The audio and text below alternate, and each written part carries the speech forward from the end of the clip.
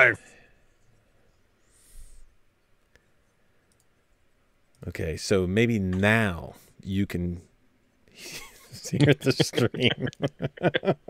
Wait for it to turn up. Now we can respond. It would have been a great show with nobody responding. Yeah. Hey, can you hear the stream? No, I guess not. We're not live yet. Oops, we're live now. We are live now. Can you hear me? Anyone hear me?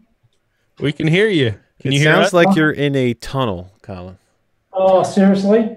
All right, I've changed distros again. So just Oh no! I told you he changed distros. What version of what distro is it that has GNOME as the desktop environment? I'm running Bismo. Ubuntu Budgie, and it's sensational. Really? Yeah, Budgie's amazing, man. I had that on my laptop right up till this weekend. All right. Is that better? Is that better? So let me ask you a question about the chat window. So I'm using Firefox chat window instead of a Chrome one, and what that does is it allows me, because I have the dark theme on, in Chrome it doesn't recognize the dark theme in the chat window, but in Firefox it does. So my question is it hard to see the chat and who's talking? Because I had some complaints last time, Zeb, with that other one, because I couldn't customize it the way I wanted it to. It looks really good, man. With the transparent, good, yeah. Perfectly readable. With that transparent one, about how it wasn't as readable as the YouTube chat is. So this one looks solid. Wow, Firefox is so much better. I can't believe it. Wow, right? I mean, we should probably all use Firefox now. Which chat are you looking at? The one on YouTube itself, or the chat window next to Zoom, the Zoom window with us? Yeah. Now, I don't get this. Oh, hang on. I'll let me have a look. The only like if you're looking at the stream. Hello, Rick. Hey, Shane. Hi, Simon. The only problem I get with Firefox is if you click out of the window and do something else, you have to click back into the main chat window and then into the chat dialog box for it to actually type. I don't know if you guys suffer the same thing. Hold on 1 second, Zeb. I am unable to do two things at one time. So I'm in the middle of typing, so I can't concentrate at the moment. Well, you never see Rocco with bubble gum. You'll have to start taking hormone therapy tablets, Rocco, so you can multitask. He'd be such a pretty woman. Am I still sounding tullish? Call him Rocket. Rockets. What's going on, Joe? Simon? Hi, How you doing? Doing good. Okay. Yeah, hear you good, man. Good, perfect. Doing pretty good, I guess. Testing 1, 2, 3. You Is guess? I still sounding tunnelish or not? It's got a tunnel effect-ish thing to it. Rocco's got the gnome. Yeah. Do you see the gnome, Joe? Is that not awesome or what? That is great. It's amazing. It looked a lot bigger on his channel, though. I don't know what's going on. That's because it was closer to the camera. Yeah. He had it trying to hide stuffed it in the little bit. He had it stuffed in the camera's face. You know what I mean? Yeah. I now realized I needed to put the I love XFCE in big white bold letters. And then maybe next Christmas, Rocco. You know what? I was thinking I might have to like just take some like white paint or something and put it in there so you can read it. That's a good idea. Not really. I probably just let it go. That way it looks plain. No, you have to do that. You honor the gnome. Uh-huh. The gnome. The gnome that transferred G. to XFCE. That's G, dude. G. Yeah. So we just got done recording Destination Linux yesterday. And we'll be doing it again tomorrow. And we'll be doing it again tomorrow. In prep for the holidays. Well, who wants to do a recording on Black Friday, dude? Exactly. We got deals to get. we got new equipment to buy. There's a Ryzen CPU on sale somewhere out there, man. And there's a whole list right on his channel, too. Yep, exactly. Yeah, There's a Rode Procaster on sale somewhere. Yeah, Rocco sent me a Rode Procaster on sale for $98. It's the USB version, but that was hot. Maybe we shouldn't announce it so we can still get one. Yeah, it'll be gone by the time. That's a 200. That's a $230 mic Yeah. on sale for Well, $98. in the UK, but we don't get any good Black Friday deals. I mean, our Black Friday has just happened this weekend gone, so I don't know why they're doing it. Oh, Soon, wow. you guys, but you go around and looking at the websites, 10% off, 15% off if you're lucky. That's like a normal sale day. Here it's crazy. Like some of them are not good deals, but when there is a good deal, I've been witness to watching people fight over the dumbest things though, because I go every Black Friday. My wife is just huge into that stuff, and we have literally watched people beat each other up over sheets. And I'm like, it's Happy $5 off sheets. Like it's $5. There are amazing deals over here in electronics, and you're beating each other up and going to jail over sheets. It's Well, yeah. crazy, Well, but yeah. it's entertaining. It's super entertaining. You got to have that great start to the holiday season. People, Black eye. I GoPro'd it one year, and I had some great footage, but there was so much cussing and everything else in it, I couldn't edit it for my channel, and I just never uploaded it. One day I have to go, maybe with Rocco's skill, we can bleep it all out, but it's ridiculous, man. okay, See so what it's just people going to be do. one long beep. We might play a song with the peeps. Yeah, there you go. Rocco will figure out how to make it work. Rick says he just installed Solus 3 this morning. It's pretty nice. Yeah. Solus is always nice, man. We've always been, Rocco, I don't think you've distro hopped recently, which is a little bit disappointing, but I'm on MX17 right now on my laptop, and I'm falling in love with MX. I distro hopped. Well, I didn't distro hop. You're talking main machine distro hopping. I haven't. I've got many distros on my secondary drives, including Kubuntu 17.10. That didn't really go as planned. What about Ubuntu? Does a Kubuntu install ever go the way it's supposed to? Well, the first time I tried it, it went, I think it was 54 minutes that it sat on the hard drive spinning, so I figured it crashed or something. And then the second time I installed it, it just, I mean, I want to like it. Like I want to like it, and it's not Kubuntu specifically. It's KDE right now. I want to like KDE again, but every time I try it, it just gives me fits, man. I mean, it just gives me fits from the moment I install it, and I installed Kubuntu 17.10, and you get the little update window at the bottom where it says you got updates. So you click it, and it brings up Discover, and it crashes instantly.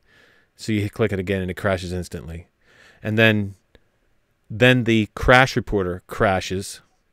And then, I mean, it was was nonstop problems and issues. I was trying to do a video. I did a 34-minute video. Look, he's got. Don't you hold up Windows? Oh, he's got Windows on his laptop. Wait a minute. That's sacrilege. That's something else, ain't it? It's a wallpaper. Give me a second here. All right. Hold on, Rocco. Is this which version of Kubuntu is this? 17.10. Really? Yeah. I have not had the same experience on my machines. and I know, and I like I said, I made a 34-minute video, and I am so frustrated in it, and I'm like, there are so many other people that run this and have no issues. And I hear this person installed it and they're fine, and this person installed it and it's great. And yet every single time I install it, I have all kinds of issues. And it doesn't necessarily have to be Kubuntu. Like I said, it could be KDE Neon. Did the same exact thing to me. Well, is this the same problem you're running into when you were trying to do Manjaro? There were different issues, but the same situation where I run into issues when I run KDE now. And I don't know if it's specific to my hardware or what it is. I mean, some of it's not specific to my hardware. Like the issues I have with like Discover. Well, that's because Discover's junk. Well, Discover really shouldn't even be on there, in my opinion, just because it takes away from Plasma. Yeah. Because Plasma is so nice, and Discover is getting there, but it's nowhere near where it needs to be prime time, to be the main software center. So, but like I said, I had so many issues, and I'm like, this is ridiculous. And I was almost about to post this video, and I'm like, it doesn't.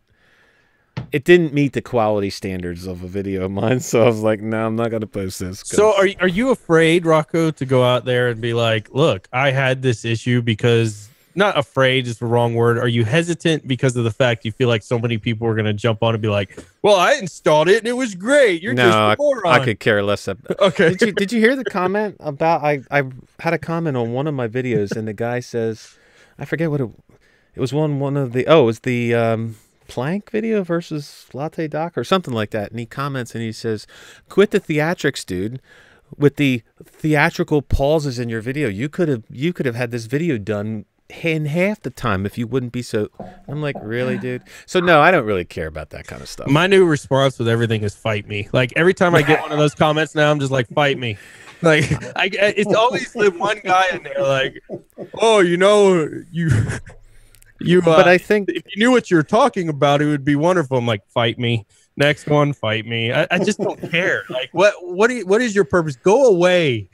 Leave my channel alone. I think the reason I hesitate to post something like that, one is that I try to make the videos that I put out, I try to make right, like good videos. Sure. And when things go wrong like that, it never turns out to be a good video. Was that like a was that a diss against me? Ooh. And two, there are so many people. There are so many people that put hard work into the distros that I don't want to sit there and make a video that just slams the whatever it is, whether it be Kubuntu or KDE Neon. I don't want to just slam it and say, oh, this is terrible, this is lousy. You know, I read an article yesterday, and it was a guy trying Kubuntu, and he had pretty much the same problems that I had, but he lambasted Kubuntu up and down, how terrible it was, and this. I don't want to be that. So that's why I didn't post maybe what you should do, Rocco, is put your specs up there at the start of the video, because it might actually give some information as to whether other people have the same problem with similar hardware.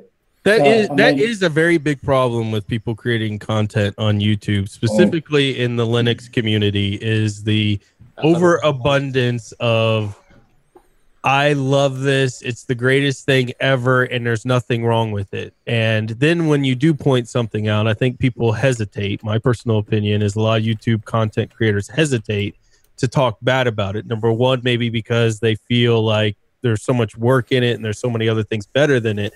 But then what happens, I found, is the users, the people on your channel, will start commenting like, well, I didn't have this experience, this broke or that broke, or this wasn't working. So yeah, you're going to have, the thing with Linux is it has to have some consistency to it. If three people say I installed Kubuntu and it's great, and you installed it and it's crap, something's wrong. So like Colin said, putting your hardware there could be a key, because it could be a hardware issue. But it's, other people need to know that there are issues out there, because then they're going to be going installing it and going, I don't know what he's talking about. This is a piece of junk, especially if it's a new person. I think it's important to talk about this stuff. There's got to be consistency. I think you're right, Ryan. I think that user experience of everything from an install to how, in Rocco's case, how like that 1 pixel difference in an icon. I love that stuff. I do. That stuff is really important, and UX and UI and all this other stuff is very important, and I don't think the community as a whole generically talks about it. The only distros really doing it are Elementary. Really is the only distro solely focusing on design, honestly. You shouldn't solely focus on design. Touche, Michael. Here comes Michael. I just saying. Michael, everybody. Whoa. Don't be like acting like I'm being all negative and stuff. So speaking of what's terrible. What's terrible? Actually, you know, that's basically the reference that you were saying that they were just lambasting it. Was that I don't know, Duma Data or whatever it is? I don't remember. What's Duma Data? What is that? It's, I don't know how to say it. It's some website that's like, I don't know. I don't know what the language is, because it's like there's a bunch of syllables that don't make sense together. So I don't know how to. All I know is it was an article where this guy lambasted. I'm reading it, and it's funny because I'm reading it and I'm seeing the same problems that I had with it in the article. I'm just not going to make an article like that. Well, I don't mind telling the truth, but I'm not going to just put it. I mean, that was total negative from the start. Basically this distribution shouldn't even exist. Is what's his gist. I was going to say I tend to agree with what you're saying, Rocco. It should be a constructive criticism pro con. Yes. Yeah. If you've got nothing nice to say, don't bother saying it. Well, it's getting to a point where basically you're almost going to have to put a disclaimer out up front that said your experience may vary from mine, depending on hardware or whatever. I mean, most people should have enough sense to figure that out, but they don't. And we're talking the internet. Well, yeah. I mean, I'm going to put a disclaimer that says you may think I'm wrong, but I'm not. I was on Manjaro last week, and now I'm back on Ubuntu Mate 17.10 this week. Kind of like you're on time, huh, Michael? I don't like those videos that come. I was working, thank you. With the disclaimers that sort of say, this is not a review. This is just me playing around with the system. If you disagree with my blah blah blah. Yeah. About 20 minutes later, you then get into the video, and you think, really, what was the point of all that waffle? But see, people were doing that because the toxicity of the comments that they get. Right. And you've got somebody coming in there saying, oh, you're not being technical enough, or you're being too technical, or you didn't touch on the menu, and that's my favorite part, you moron. And there's always something. Like, honest to God, I avoid doing any distro reviews like the plague. If it's something I truly love, I'll do it. But otherwise, it does nothing for my channel except annoy me personally, because you always get a mix of toxicity of, you didn't touch this, or you should have touched this, or you touched on this too much, or your video's too long, or it's not short enough. And those are the people that seem to find the videos. Mm-hmm. Speaking of which, you do the right thing. If you can't stand the heat, don't walk into the kitchen. Exactly. You're going to put something on YouTube. Someone somewhere is going to have a go at you for it. Well, I mean, to be fair, on your forehead the minute you do that. That's right. There is a problem though, Ryan, because you did absolutely make a review over Hannah Montana Linux. Well, that one I would never miss. It was raving. Like I said, every once in a while I'll do it for something fantastic. Something game changing, I'll do it. Right. What I'd like to know is, did that get the most views? No, it did not get the most views on my channel by any stretch of the imagination, but it didn't do bad, honestly. It got like 1,000 views, I think, something like that. Of course, we're still waiting for certain other, individuals. Individuals. Rocco. Somebody said that Michael Tunnell was going to make a Hannah Montana review. I know, I've been waiting so long on him to hear I don't know. I'm sorry. He's a guy that's usually late for his streams. Were you late today? Yes, he was. Was he really? Yeah. Hang on. Let's think about this. You're welcome for the bus, Michael. Let's think about this. Yes. Mm-hmm. And he blatantly lied to me yesterday. Did he? I came onto the stream late and said, Michael, were you late? And he said, well, you weren't here to refute it, so no, I wasn't. That sounds like technically that's plausible deniability. Technically, I did imply the truth. Can you guys hear me? Tom, what's going on, man? Can you hear me? Yep. Yeah. All right. Cool. Tom. Oh, just wrapped up my stream. I had a long one tonight. Nice. Yeah, you did. Pete sneaks in there as well. Hi, Pete. Hey. Brad? Brad, you got your audio on? I don't think your audio's on. So, speaking of people doing ridiculous reviews, yeah, there was this guy. I don't remember his name because it was ridiculous. It was some kind of pseudonym thing, not an actual name. And you mean like mine? No, because at least yours has some interestingness to it. His had something duck. I don't know. Like it's boring. So I saw this while I was looking at news topics. One of these things at random, and I also see random topics too, but one of them was Intergo 1711, the antagonist. Like, oh, was it Dark Duck or whatever? Yeah, that's it, Dark Duck. What? Anyway, that's as ridiculous as Big Daddy Linux. I mean, at least yours has Linux in it. Yeah, it's true. So I was looking at it, And I was like, okay, the antagonist, I have to see what this is. I mean, a little bit biased, but... So you fell for it. You fell for the clickbait. Well, no. I mean, I was going to click it anyway, because whatever. Yes, you did. Yes, you did. Are you kidding me? Michael goes on YouTube, my impression of him, and looks for somebody to argue with, like, come on, How dare you? How dare you? bring your videos to me. How dare you? So we're going to argue about that. And but really, it's because I'm on the Intergos team, so I look at Intergo stuff, obviously. So when I see something like that, I'm going to go, okay, let's see this is going to be ridiculous. And it was not only ridiculous, it was outright stupid, because this guy reviewed a distro having never installed it. No, he only runs stuff from the live USBs. Then don't do a review. I'm just telling you what he does, like, because I've read his other reviews. What's the guy's name we're trashing? It's Dark Duck. Dark Duck. Was it Dark Duck Notes or something along those lines? I just saw it, and it said it's the fact that he was talking about how bad GNOME GNOME was. That it was like, how can you you think Manjaro's better because it has XFCE, and Intergos is terrible because it has GNOME GNOME, but you didn't pay attention to the fact that Intergos can also install XFCE because you didn't even bother to open the installer. Like, how worthless of a review is that? Like, you don't if you have nothing to actually test it with, don't do it. Don't do a review if you've never even installed it. I'm just shocked how many people use the name Dark Duck on YouTube right now. Sorry. No, it's not YouTube. It's a written review. Oh, okay. Yeah, it's not. I was trying to find the video, and I'm like, how many Dark Ducks are there? Yeah, no kidding. I just like to note that Michael Tunnell now says gnome gnome or gnome gnome. I was just about to say, what's this gnome gnome? Is this like hedging your bets? No. Here's the thing. What they meant to say was G.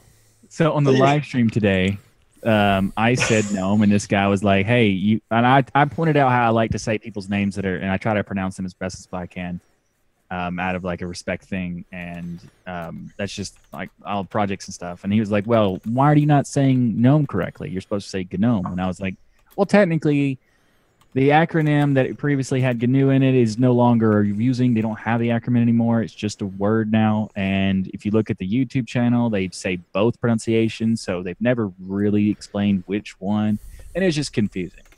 But I said, to compromise, I'll just say GNOME GNOME. Either way, it works. So you're going to say Mate Mate now? No, because wait, I was busy typing. Can you start all over again and tell me that? No,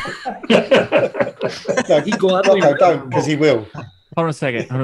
Rocco, are you asking me to continue talking? Because I'm good with that. No, I was actually asking you to start over. Which would infer a continuation of him talking. So which part did you miss? All of it? Yes. That is correct. You are a glutton for punishment. Rocco, how much would I have to donate to you to like bring up a topic Michael would get pissed off about and then mute him as he starts talking? Super chat, dude. Super chat. Yeah, I'll do super chat. $10. Like somebody just drop KDE sucks and then mute Michael. Well, I won't mute Michael. I'll just make you a co-host. That way I did it. I don't appreciate this hostility. Right, exactly. We know you could take it. That's why we do it to you. Well, yeah, Michael week. And dish it back out. Well, I mean that's a requirement. Hey, I hooked you up with the link, Michael, for everyone telling you you're late in the chat there. It's the whole Lord of the Rings thing. Well, I was going to say, you can show him a thing or two by, showing up once in a while on time. Wow. What? I showed up on time. But I agree, though. I was given a link. I sent a message to Rocco saying I am editing. I meant to your own screen.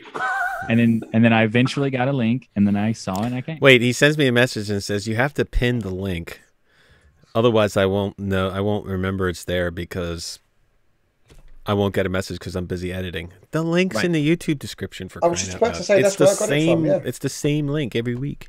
Hey, Rocco, X-Void wants to know what the topic is. Oh, what? Really? Is this the Zoom is the same one? I set it to be the same one for this show. Oh, see, I wouldn't. Yeah, I didn't know that. So I wanted to ask What the topic is? Yeah, Rocco, do we have a topic? Yeah, What's the topic? Yes. whatever. Yes. Linux? What did you want to say, Callum? What constitutes a review? To be honest, I'd like to know what constitutes a review, because for me, I reckon it's running a distro for about 1 or 2 weeks. The fact Getting to is, know- I think 1 people week, need no. to do reviews for their audience. Like, you know, Michael's audience isn't going to be interested in my take on a distro, but my audience is mostly new Linux users, and they are going to be interested in, say, my take is a new. So I think people need to cater their stuff to their audience. But what I see a lot of, which annoys me, is just people copying each other.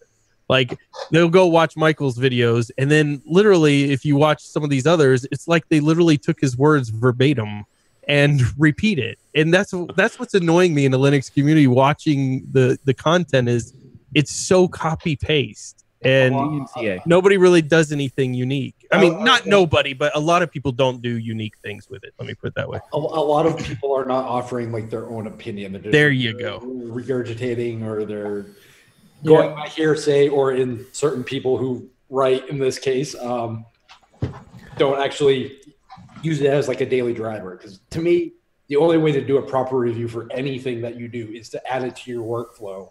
Do as much. Exactly. I totally agree with that. And that's why I do what I call quick looks or first looks.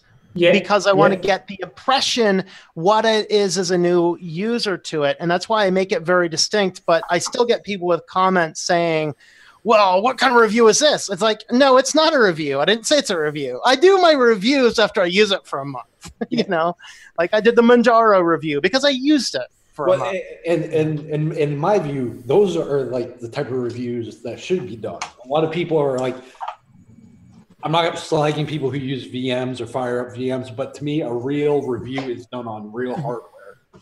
Correct. And that's why I make a distinction between what's a review and what's a quick first look. And I think that it's important to make that distinction. And I actually have a couple different categories on the videos of mine that say, you know, distro previews or reviews.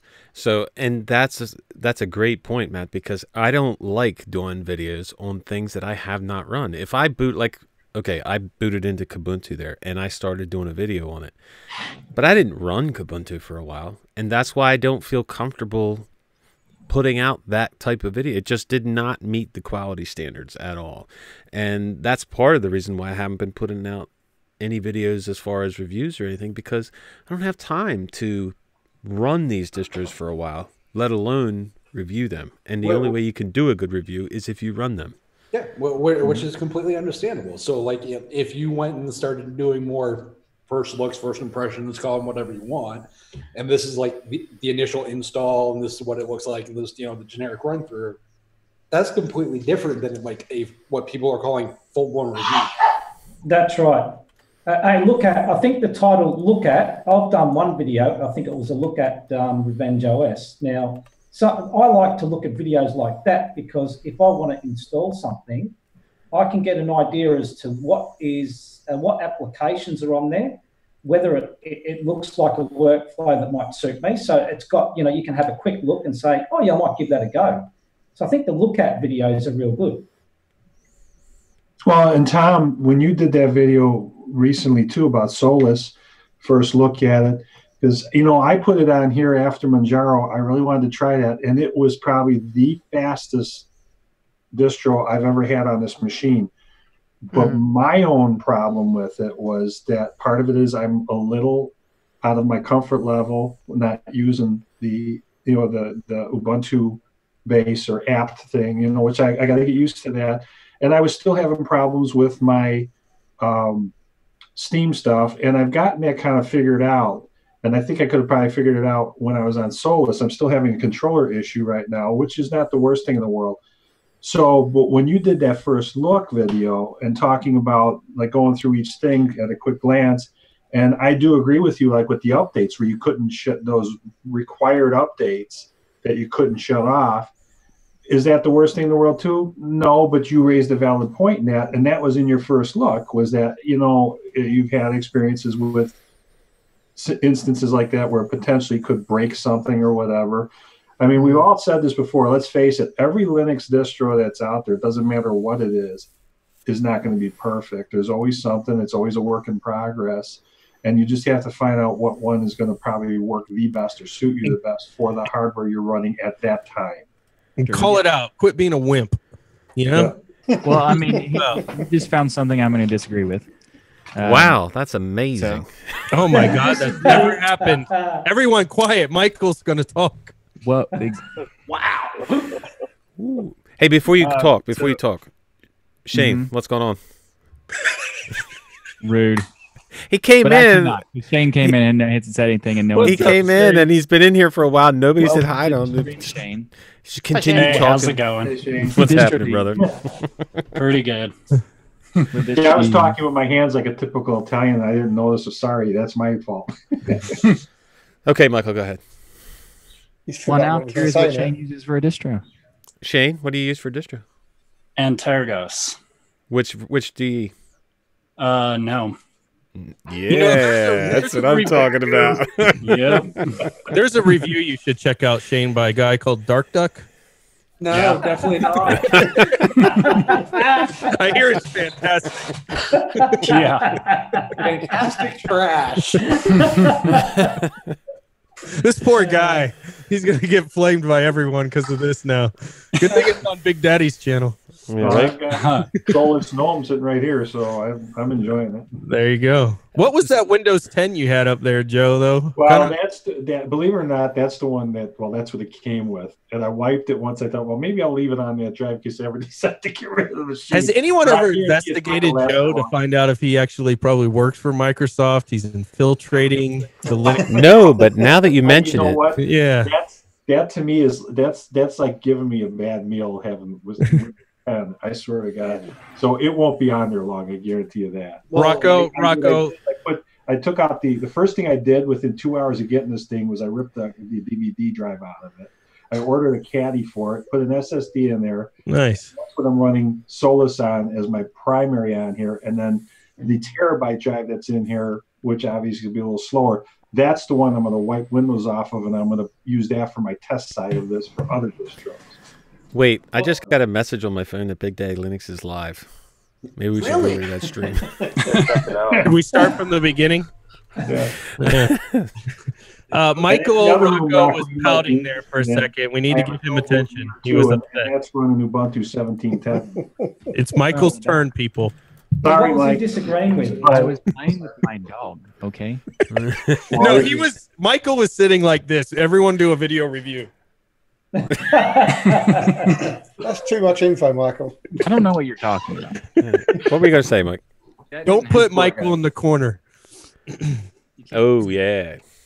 He was disagreeing with something, I remember. Oh, yeah. What What did did you disagree with, Michael? Yeah. Breaking news, people. What was that something? I bet that there's probably not cats around your house, huh? No. Yeah, I didn't think so. Do you like cats? I don't have a problem with cats, but I prefer dogs. Well, I also have a gigantic dog, and that'd be weird because some cats don't like big dogs. So Most cats don't like big dogs. Yeah, that too. Talking of cats, where's Barbara? So what were you disagreeing with?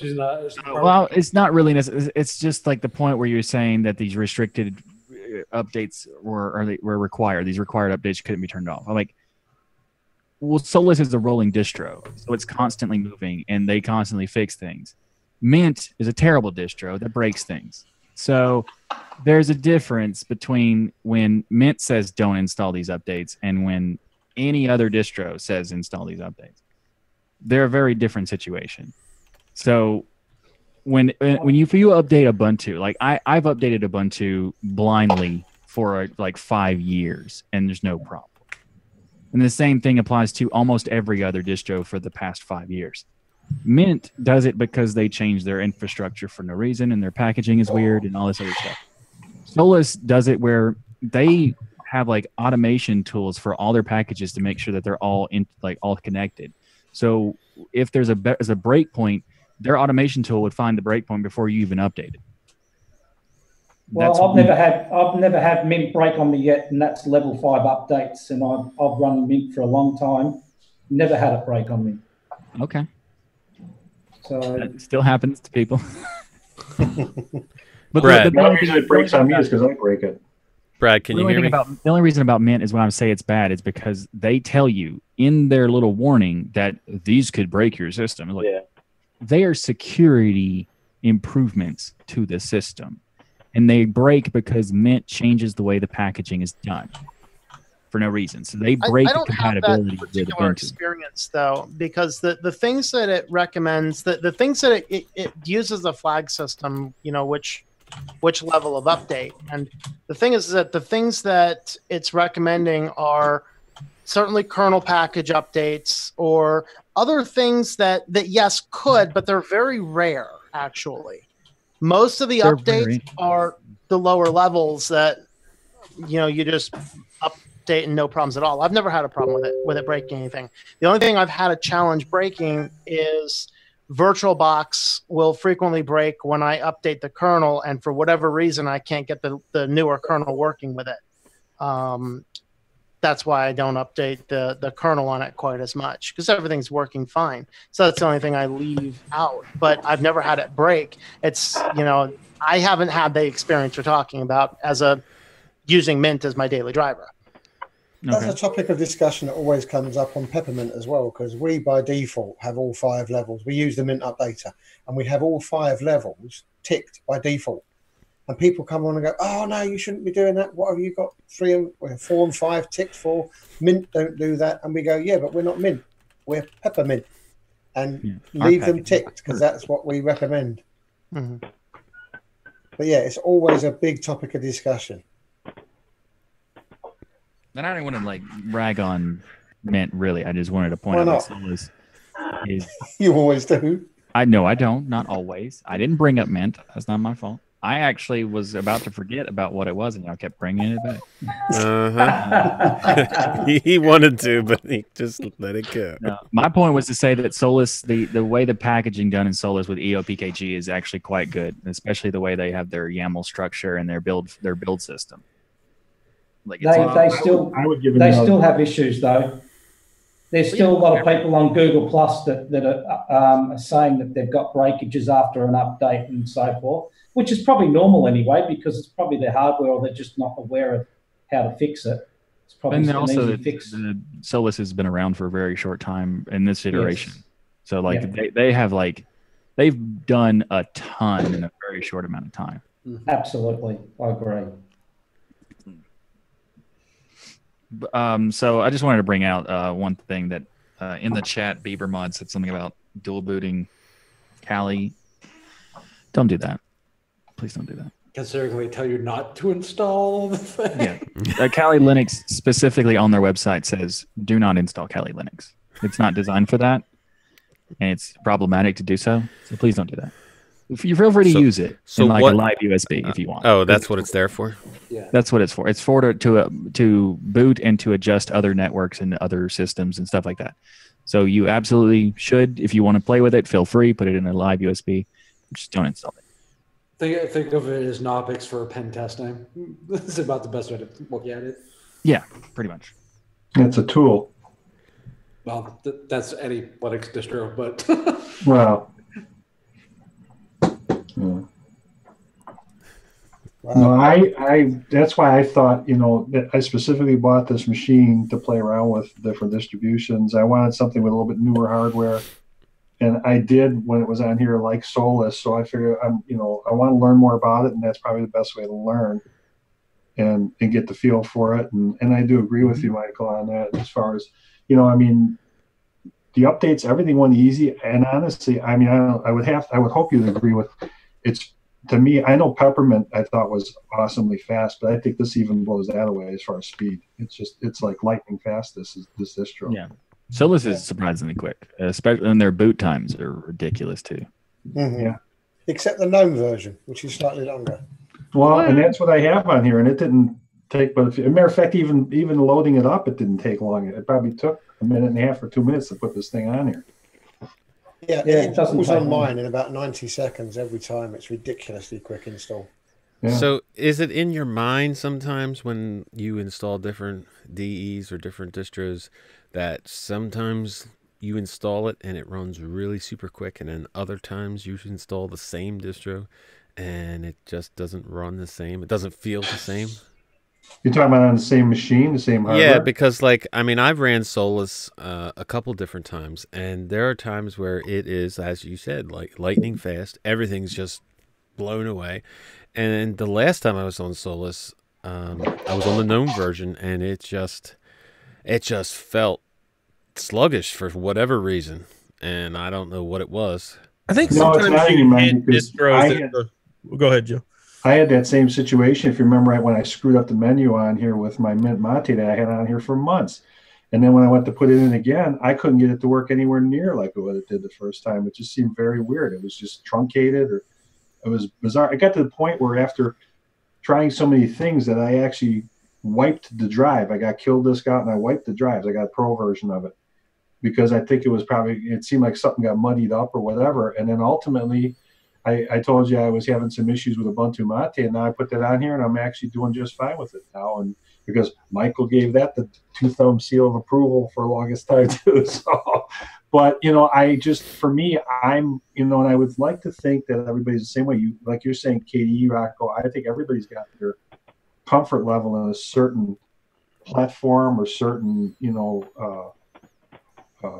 type of distro that works for them, whether it's workflow, whether it's working in the terminal or whatever. And maybe it's just like I have a little more issue with the Pac-Man side of things, so, and maybe it's just part of not learning it enough, but I want to start learning a little bit more about them and seeing maybe there'll be different comfort levels. But I agree with you. I do, to answer your question, that was a long answer, but yes, I do see that sometimes where it seems like they just can be hit or miss, and I don't know why.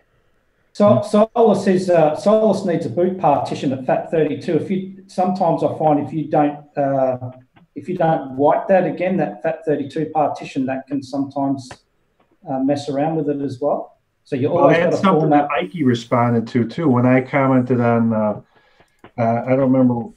Maybe it was even Tom's video when I was talking about the issues with my Steam, and he asked me right out if I installed the one of the 32-bit drivers, and I can't remember if I did or not. And I said, in fairness, I don't remember if I did or not. And if that's what it needed, maybe that was it. But I found what it was there was some goofy settings.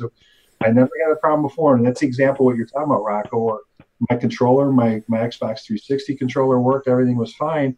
And now all of a sudden, I don't know if it was the receiver went out on it by a fluke or something happened, but I've been struggling to get this back working. So I got to buy a new receiver. I bought a Steam controller.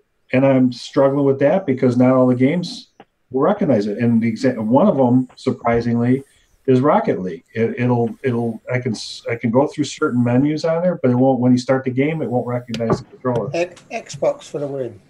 The Xbox driver, this thing is brilliant. Well, all the games I've tested mine it before, and for whatever reason, it wasn't working. So I'm gonna try to buy one more and buy another receiver and see if that fixes it. If it doesn't, then I'm at a loss. I don't know what's causing it. But that's exactly what happened. I was having no problems to now I can't get stuff to work. Well, the 360 receiver is massively problematic. I have one on some bookshelf somewhere. Well, I've heard of some of those. After looking up to see more about it, I heard of some of those saying they're burning out USB ports on some motherboards too. Yeah, I've never heard that. Awful. The Xbox One works very well in Linux controller as well, so that's an option. Well, maybe it's time to update to that too, because I got mine are the old 360, they're the Halo Reach ones, and they're so the 360 is good. You just need this. I've got one of those, and it still won't work with it. What? Really? Yeah. I don't even have the Xbox driver. PS4. I got a Steam controller. Yeah, man. Steam, where it's at. But why would the Steam controller not work with like Rocket League or something like that? It works with Rocket League for me, as long as I'm in big picture mode. So yeah, I've gone in that way too, because I know it did say you should be in big picture mode, but I don't know. I'm still having issues where I can get through certain menu, and then it's just that when you go. Joe, did you buy it used by chance? No, it's brand new, right from Valve. But matter of fact, they're in the next state over. That's where it came from. Now there's a point in big picture mode. I'd have to sit here and go through the menus, but there's an option where basically you register it to your Steam account. If you don't do that, then it's only going to partially work some of the time until that registration syncs. Now, one of the mistakes I had made, which was kind of a dumb one, was I used to tether and have the receiver plugged in at the same time. Right. And that seemed to cause some conflicts too. So those are the only issues I've run into, but they were more user problems than when I plugged hardware. the USB, the receiver in there, it's fine. I even put it in the back of the machine, wonder if it would work, because obviously I wanted to have it as close as I could, and I took it out of the front. It's recognized all that. I did the registration. I can go through the menus on the big picture mode. I get into the game, and then it won't do anything. So I don't know.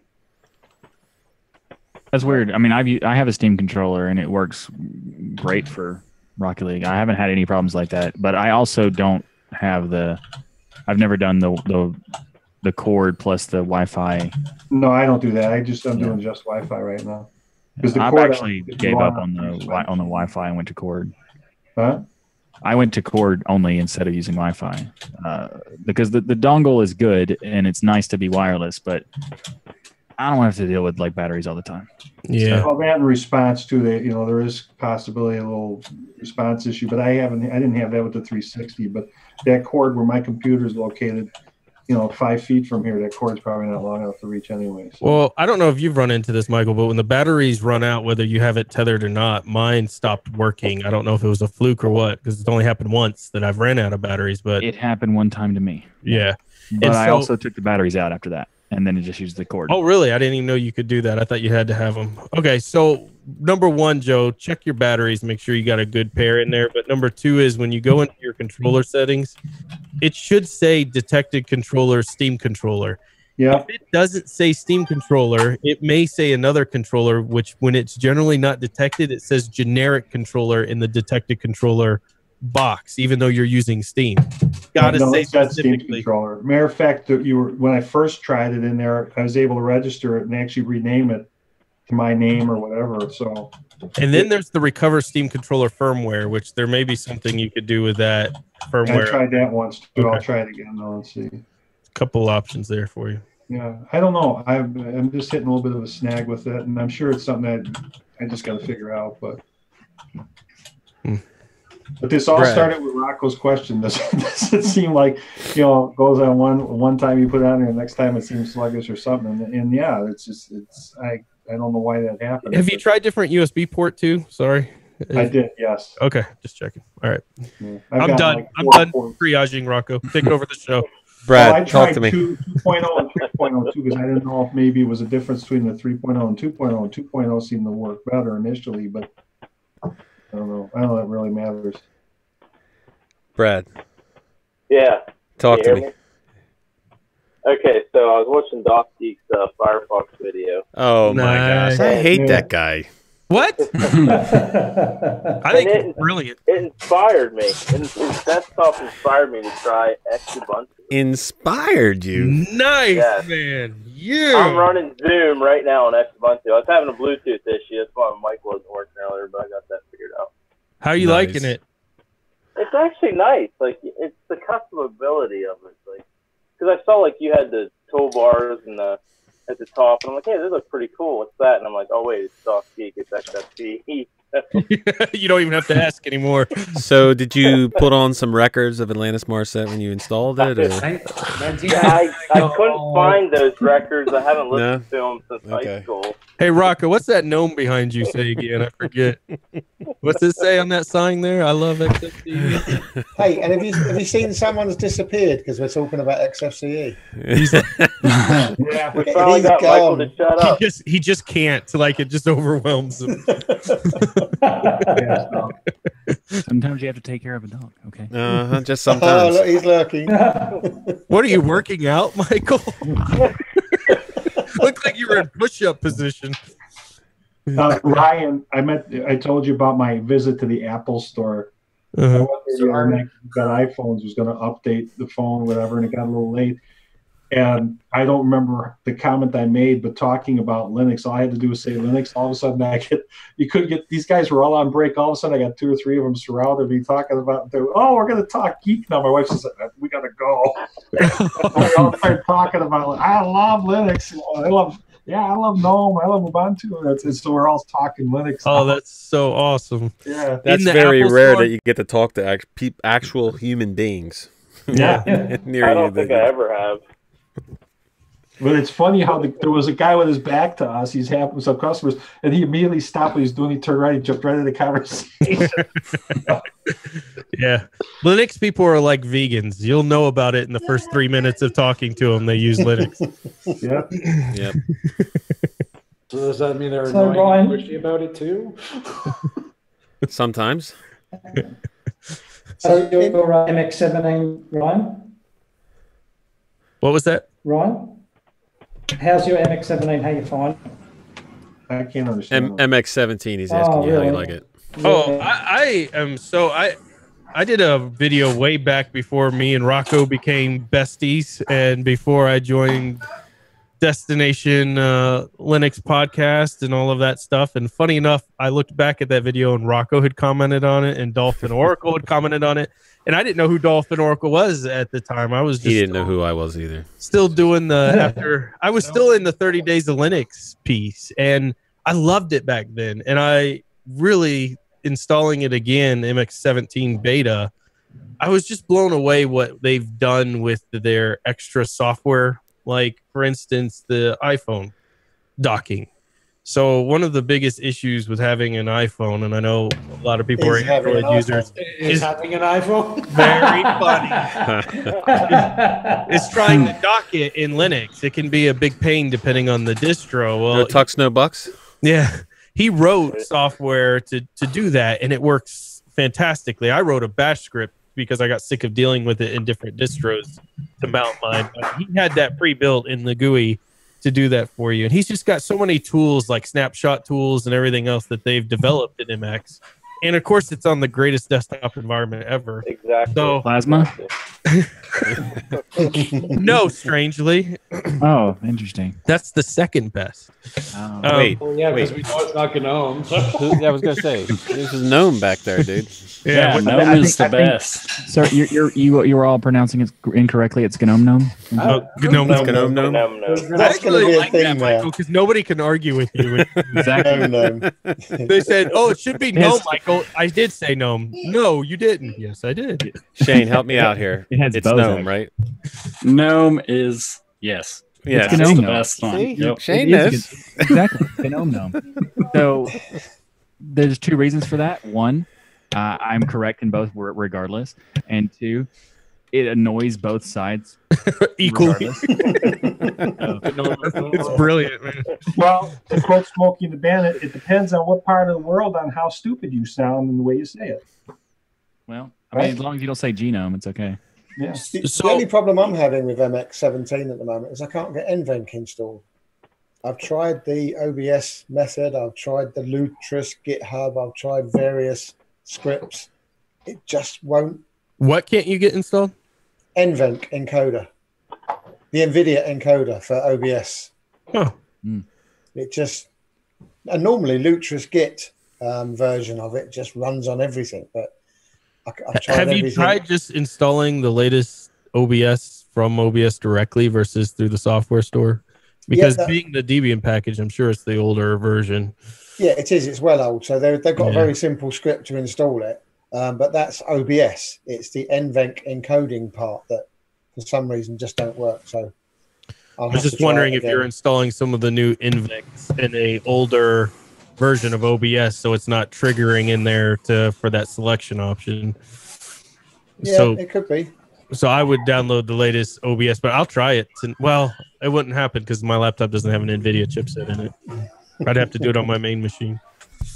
But that's interesting because I wouldn't have run into that issue. But everything I've tried, from as far as Zoom, Telegram, brackets, and all the stuff that I use for my minor stuff, seems to run fantastic in it. It's very smooth. It's very stable. I really like MX a lot. I liked it back then when I was very new, and I like it now. And we just happen to have him coming on the show tomorrow, Rocco. Just happened to. It just Yeah. magic like that happens. That's just crazy. Yep. We'll have to ask him, Zeb. Yeah, actually, we should ask him that, Zeb. He seems like the type of guy who will sit there and start working on it in the middle of the podcast. Zeb, correct me if I'm wrong. Was the guy to my that way? Was that guy over there the guy last week? Bunch? Was that the guy last week who was upset because I was going to say who was on the show? And he just announced who we're going to have next week? I'm just clarifying. Okay. Yeah, no, that's I've made a note in of that. fairness, this one's been on the show before. Dolphin's been on you our just show make a note of that for future reference, Zeb. Okay? He's been on our show. For those of us who are patrons, you just spoiled next week's episode. You right? Yeah, why Rocco you 0, if I know who it is? Ryan 1, Little Black Book. That's it. Rocco, how dare you? Well, did you tell him who we had on just yesterday? I didn't. It's a surprise, Rocco. Oh, well. There's a trailer out already for it, dude. It's not a surprise. You're terrible at it, man. Is that your version of GNOME Gnome? Tell them one but not the other. Yeah, exactly. Somebody you were gushing over. Rocco doesn't gush. I don't very know where often. you got that from. You played that to the hilt on the episode. How many times exactly? do you have to edit it out? I don't know exactly. I didn't edit it out. I let it in there, but you played that up to the hilt. Rocco doesn't get, super excited like I do. I'm a very excitable individual. Those who watch my videos know this. Rocco, not so much. And he was very excited about this interview. Alan Popey. Yeah. So, Rocco, if you want to get your own back, you've got to somehow get this into the video. People won't know what I'm talking about, but Rocco and Ryan do. You've got to get that in there somewhere because it was like... It went right over his head. But I think that was because he didn't have audio at the time. No.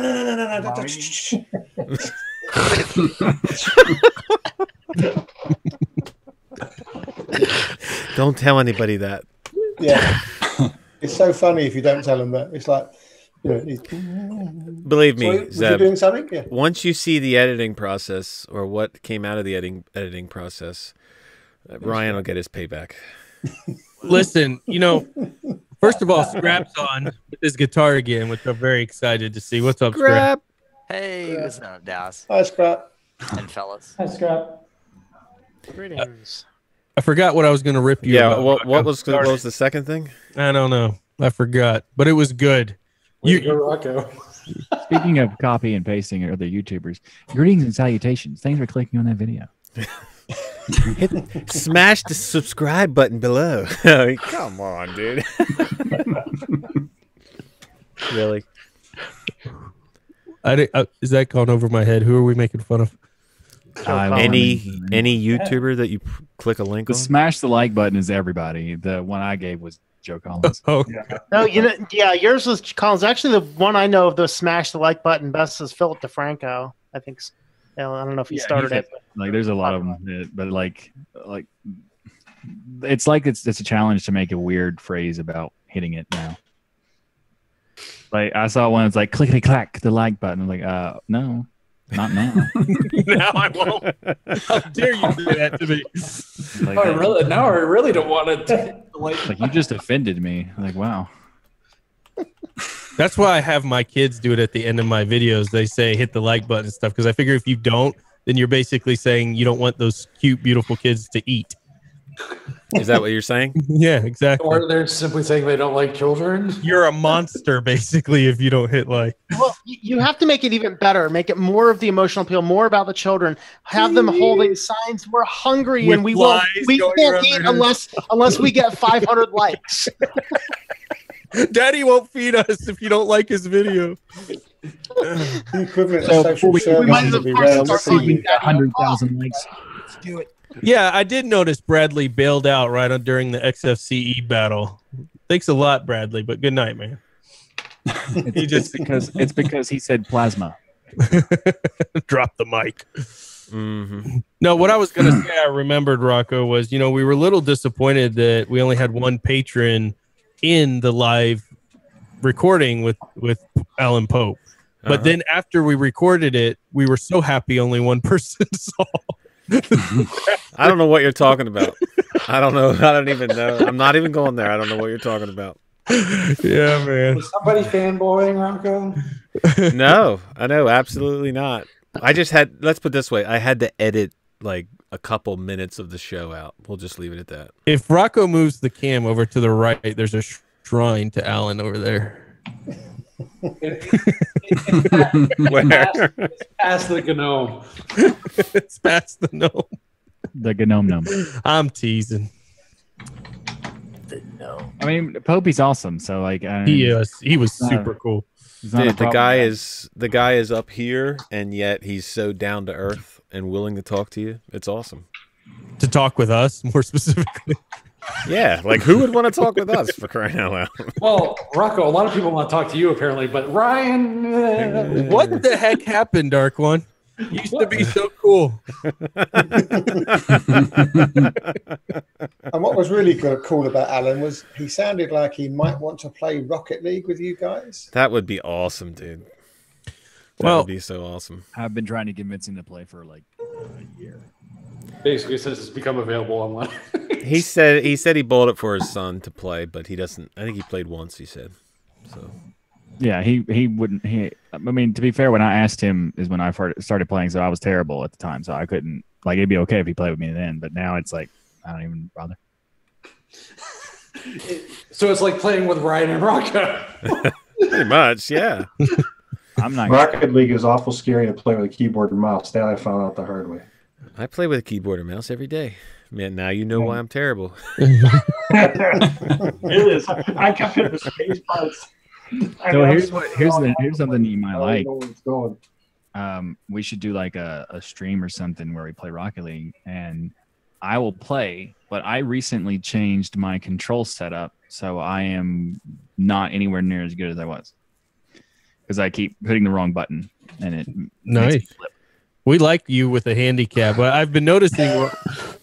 I was playing with Rocco earlier, and he's gotten tremendously better.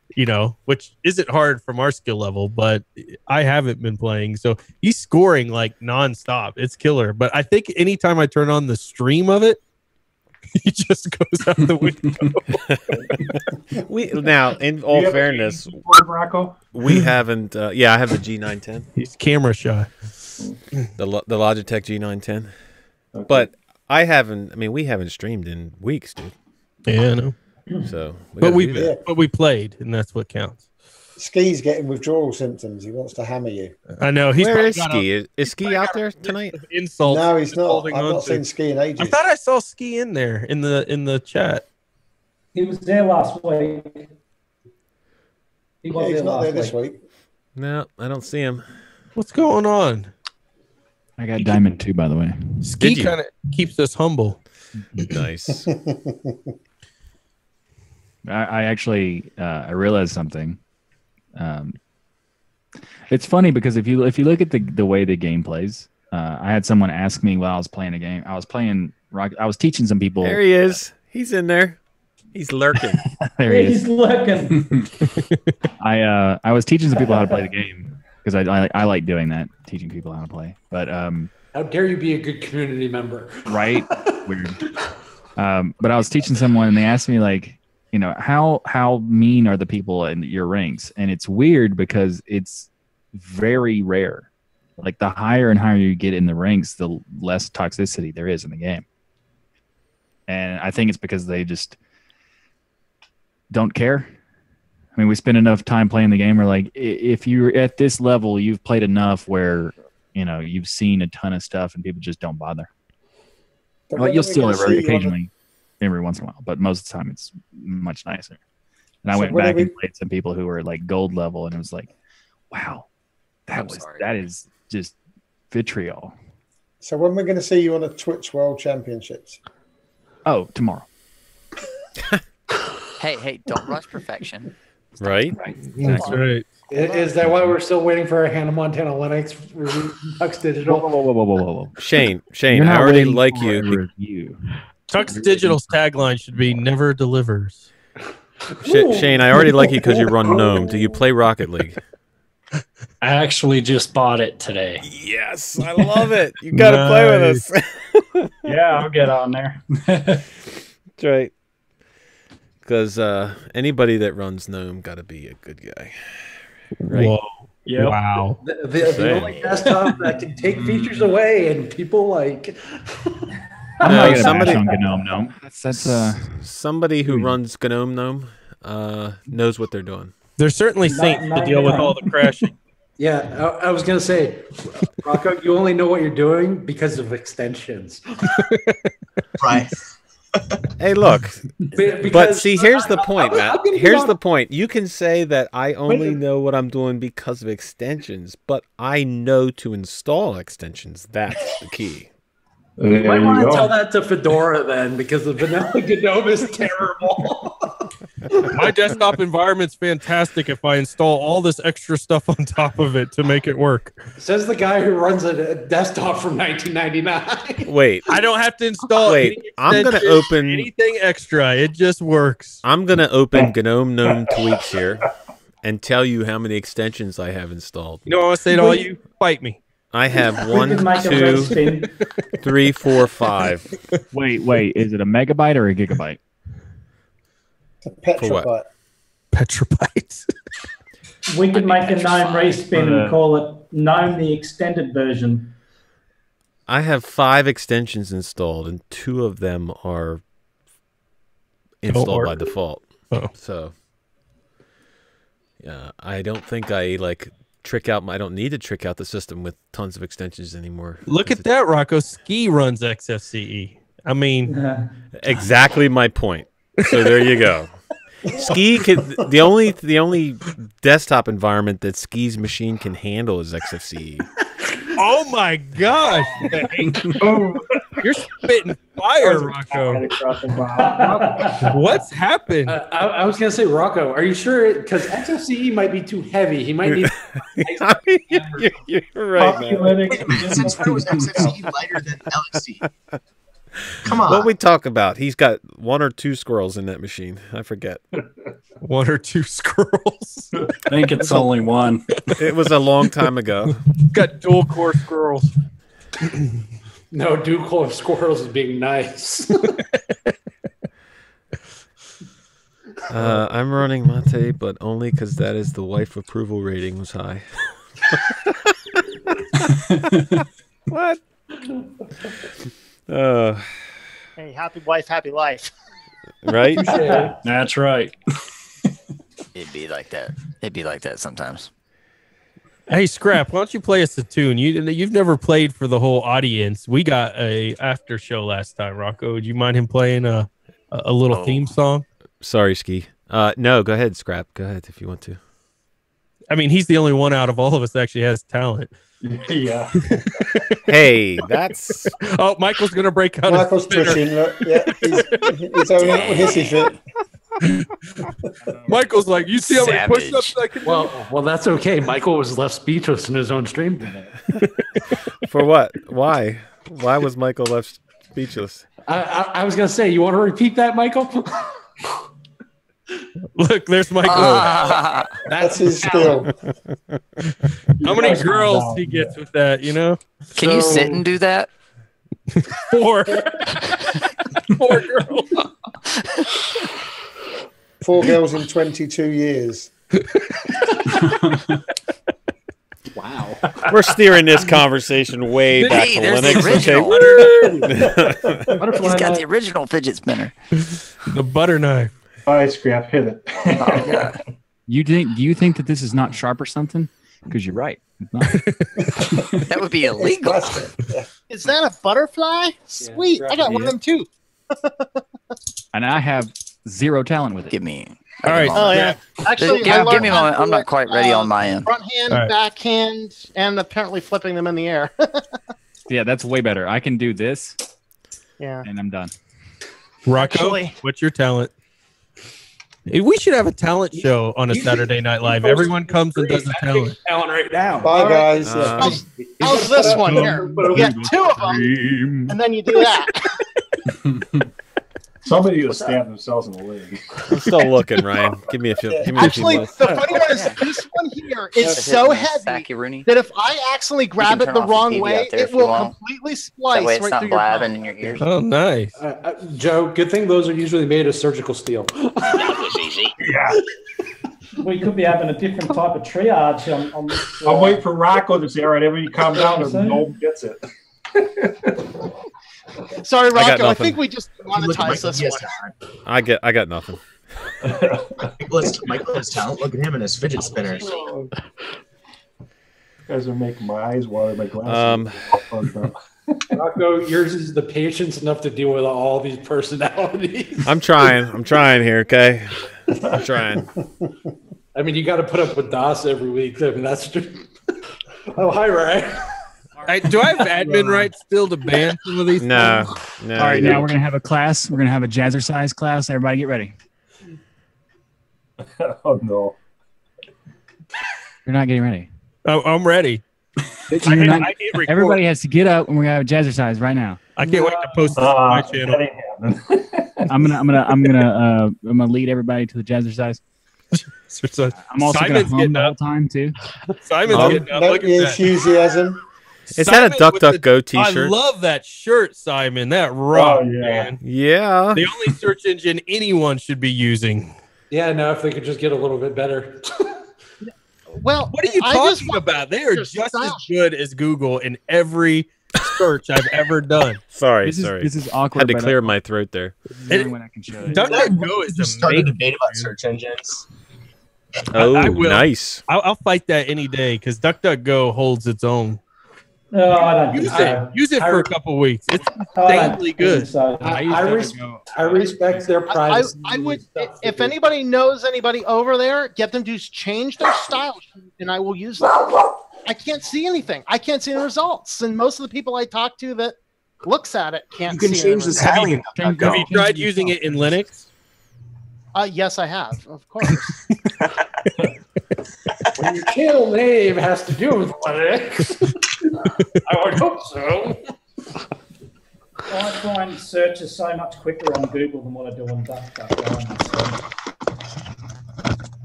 I Look. use Start Page. DuckDuck is a good it's a good thing. The goal is good, but their search results are just not up to par. There, I doesn't know calling why like I in the just typed in 2000s DOS geek and Vista good. it pops up. What's that? I said, I know why you like it because I went to it and typed in DOS Geek, and the first thing that popped up was your YouTube channel. Oh, really? It used to Yeah. pop. It used to pop up Michael's channel for some reason. What would it be? // dash geek. Yep. That's what I figured would happen. So, what search engine does everybody use? Start Page.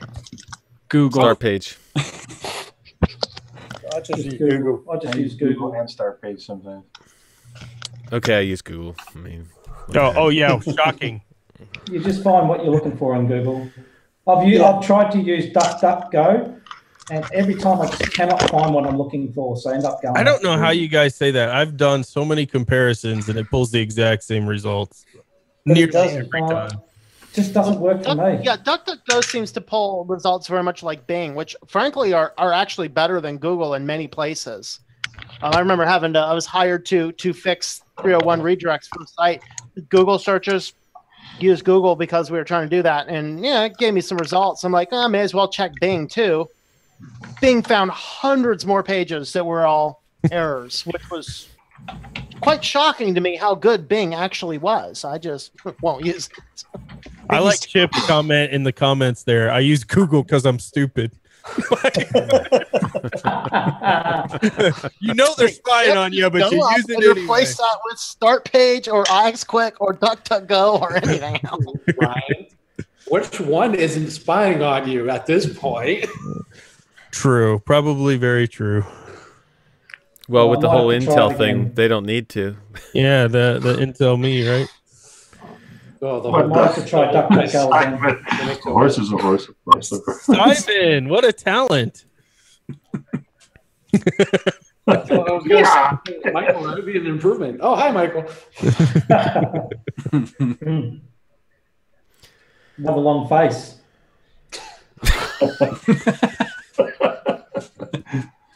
Really got to stop horsing around now. Well, okay. Let me be honest with you, Ryan, about DuckDuck. I haven't used DuckDuck in a while, but I used to use DuckDuck, and it was probably the go-to one that I would use all the time. But I kept finding more and more that the search results, although they say they pull them from, this one pulls them from Google, this one pulls them from Bing, they just still don't come up with the same search results. And every time that I have tried to go back to DuckDuck, it just does not pull the same results up as Google does. And they just seem to be lacking. So that's why I use it, not because of anything one of else. the reasons is though But you is haven't that used it in a Google's while, you said, right? algorithm feeds you what it thinks you want to see. And that's one of the challenges with the data collection is that while oftentimes it does give you what you want to see, you don't get the diversity in views. Whereas Start Page, DuckDuckGo, and the other anonymous ones, they're going to give you unbiased results for what you're searching for instead of biased results. And that's Right. why it's different. Google knows Rocco so well; they know what he's going to search for before he starts typing. Well, okay, and I don't know, and maybe what you're saying, Tom, has a point. But either way, if I get better results from one, that's probably the one I'm going to use. So I've not run into a single situation, and there are times where, and I'm not trying to exaggerate. There are times where I'm like, I'm not getting what I want, so I go over to Google and I see the exact same thing that DuckDuckGo had. So I've not run into a situation. Now, when I was first switching from Google to DuckDuckGo, I kept having that feeling I'm not getting the results I want. But then when I started comparing, I'm like, oh, they're all still there. It may be on the second page instead of the first, but the ones that were on the first page of one or the other were not necessarily irrelevant to what I was searching for either. It was just a different ordering. Okay, and maybe that's part of the issue where maybe the same results are there in the second or third page, but Customers usually want them in the first. Yeah, you just want them in the first page. Like you just want the most relevant results to be right up front. But I'm not saying the ones on the first page in DuckDuckGo aren't relevant. I'm saying they're different ordering. You could make an argument going from DuckDuckGo to Google. I know you weren't, but that's what that dark one, whoever he is. Oh, the guy at the bottom there. Whoever that guy. That's almost Simon's actually beginning to freak me out now. Why is he not sweating like a pig inside that helmet thing? Simon's losing it, people. He's not sweating like a pig because he's a horse, Zed. Ah, gotcha. Is he going insane from using LXQT or what? Maybe. He's making a horse go. Horse go. Michael, what search engine do you use? DuckDuckGo. Yeah, man. Oh my! I use another one of those. I can give you reasons why you have no reason not to use it. You can give me reasons what? I give you a reason why you have no reason not to. Yeah. Yep, let's hear it. Let's hear it.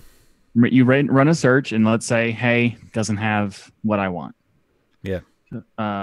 Let's say, for example, you're searching for, I don't know, maybe like Tux Digital. Tux Digital. Let's everybody search for Tux Digital. Let's say for argument's sake, they were searching for Tux Digital. Let's say, for example, DuckDuckGo might not have it. It doesn't. Maybe it doesn't. All you gotta do is put exclamation G and then spell digital right, and just right in front of wherever you just searched, and it goes right to Google.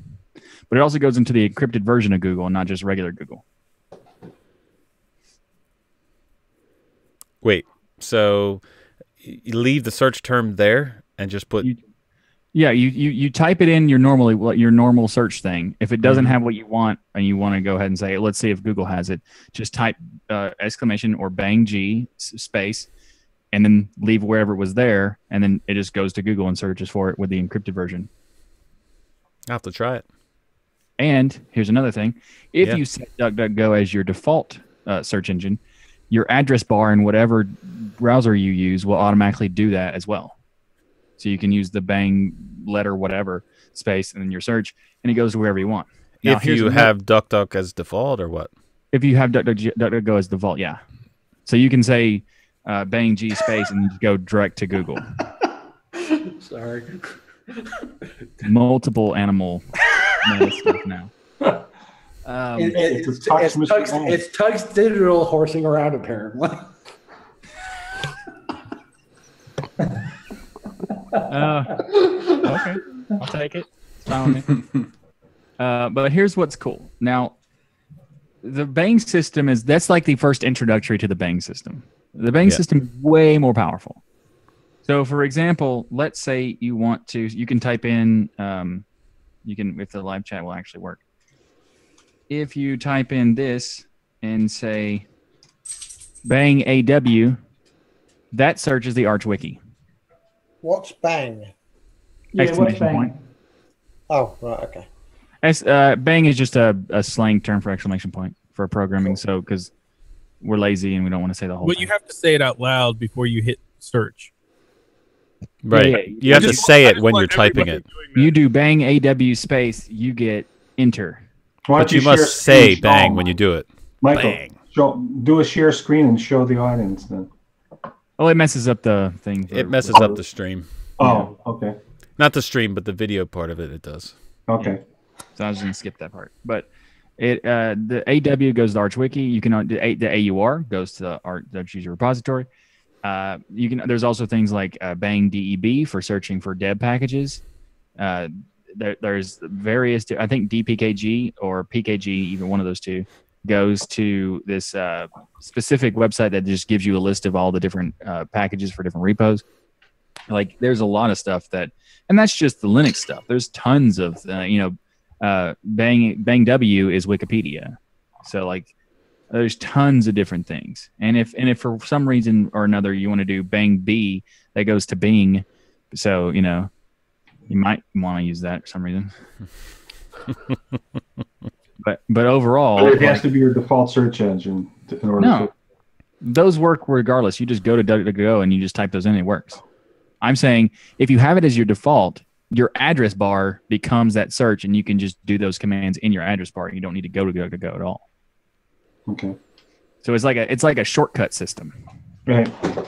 So in my Chromium here, the set under the settings, the actual address bar is set to DuckDuckGo. So you just type in the address bar. You can just do it there. Yeah. Where's the other little box that's normally up there? It's not there. How do you get that? There's normally another little box that you can select, or you have to be on a certain page for that. Chrome doesn't have that. Firefox Chrome doesn't does. have that. Firefox. Oh, no, it's not on my Firefox either. I know. Well, they got rid of it for 57. Oh, did they? Oh, that's why. I thought there was a setting in there that you can turn it back on. You can turn it back on. Here's the difference.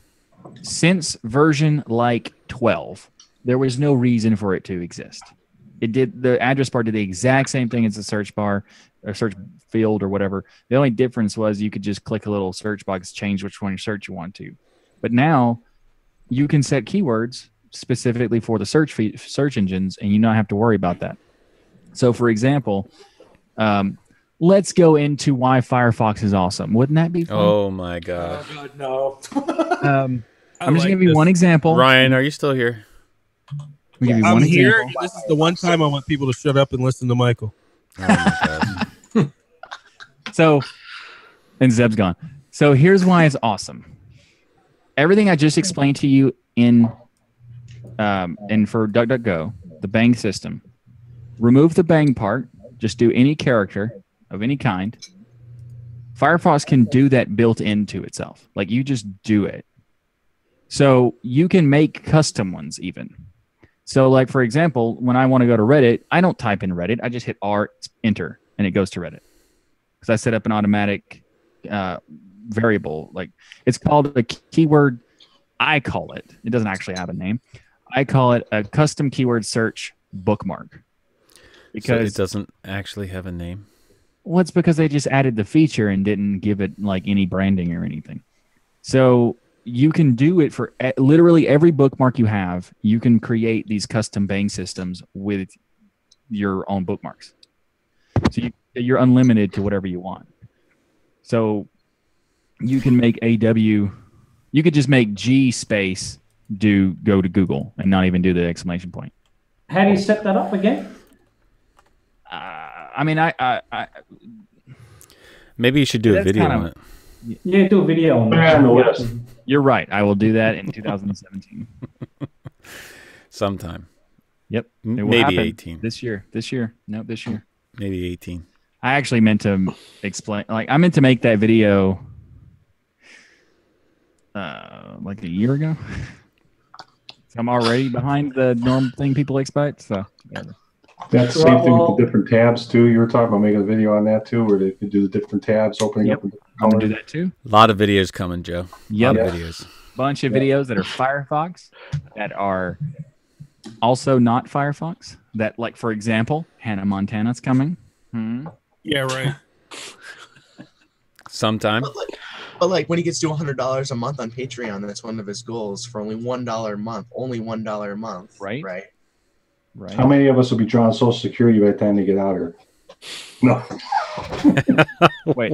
Wow. So. Wow. I'm just kidding. I can't.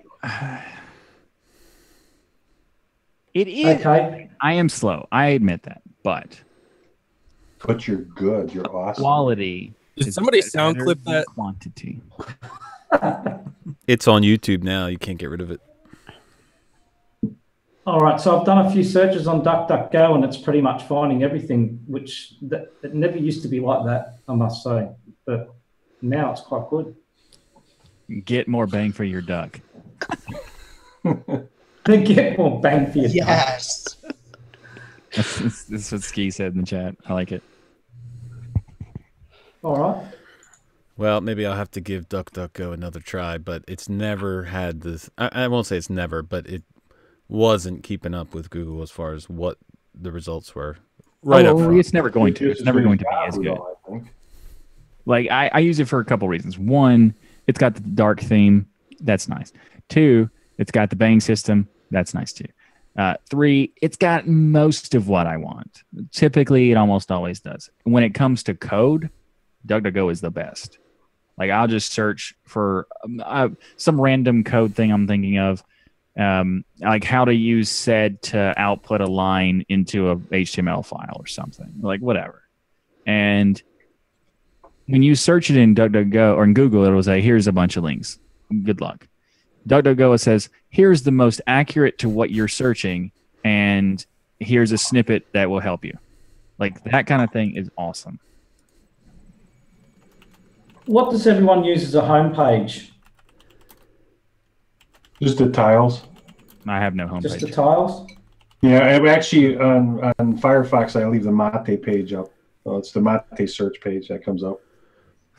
I use an extension called Speed Dial 2, I think it is. Oh, the speed dial, yeah. Well, I mean, there's like 14,000 ones that try to call themselves Speed Dial in some ridiculous way.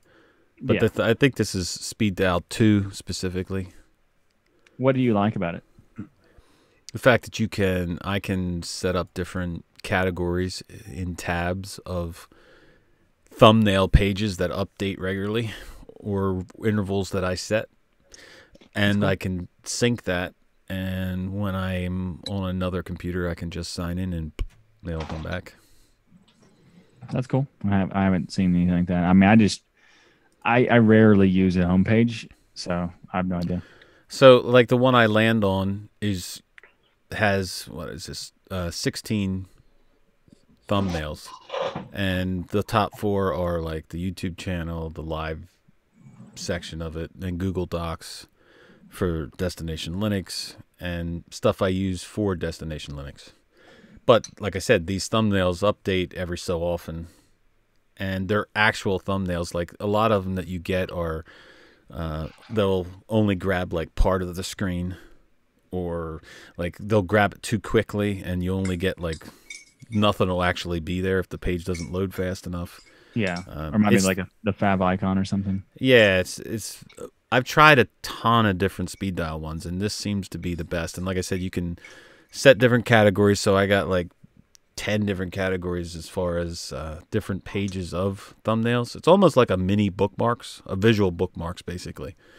And then like I said, the best part about it is the sync option that I can just sign in and everything comes back. The one in Vivaldi's not bad, actually. That's got a good start page. Vivaldi's start page, you seen that one? We use that? Yeah, they have. I probably haven't used it long enough to have an opinion on it. I like, if I had to compare that over Opera's, I think Opera's is a little bit more user friendly in some ways as far as assigning. Like if you want to put an icon up there instead of it shows like a screenshot of the. If you put YouTube, instead of looking at a screenshot of what you just viewed, you can actually have a YouTube icon, things like that. There's some things about it I think that work a little, because I've used both. Now I'm kind of using Vivaldi for the most part, but it's really the old Opera is where speed dial pretty much originated, and that was awesome. Well, the old Opera in general was awesome.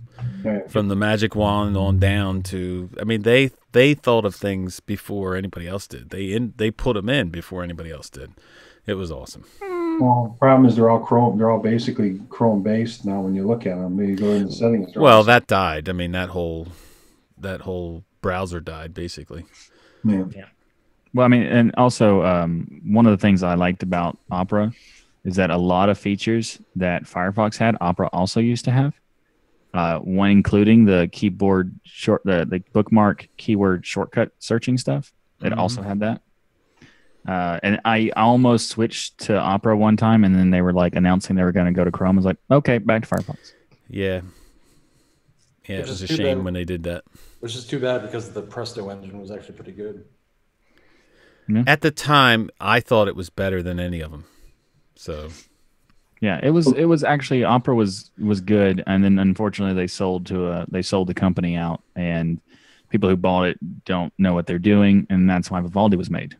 So they still made the same weird decision of basing on Chromium, but I guess it's better that at least the original developers are back doing something.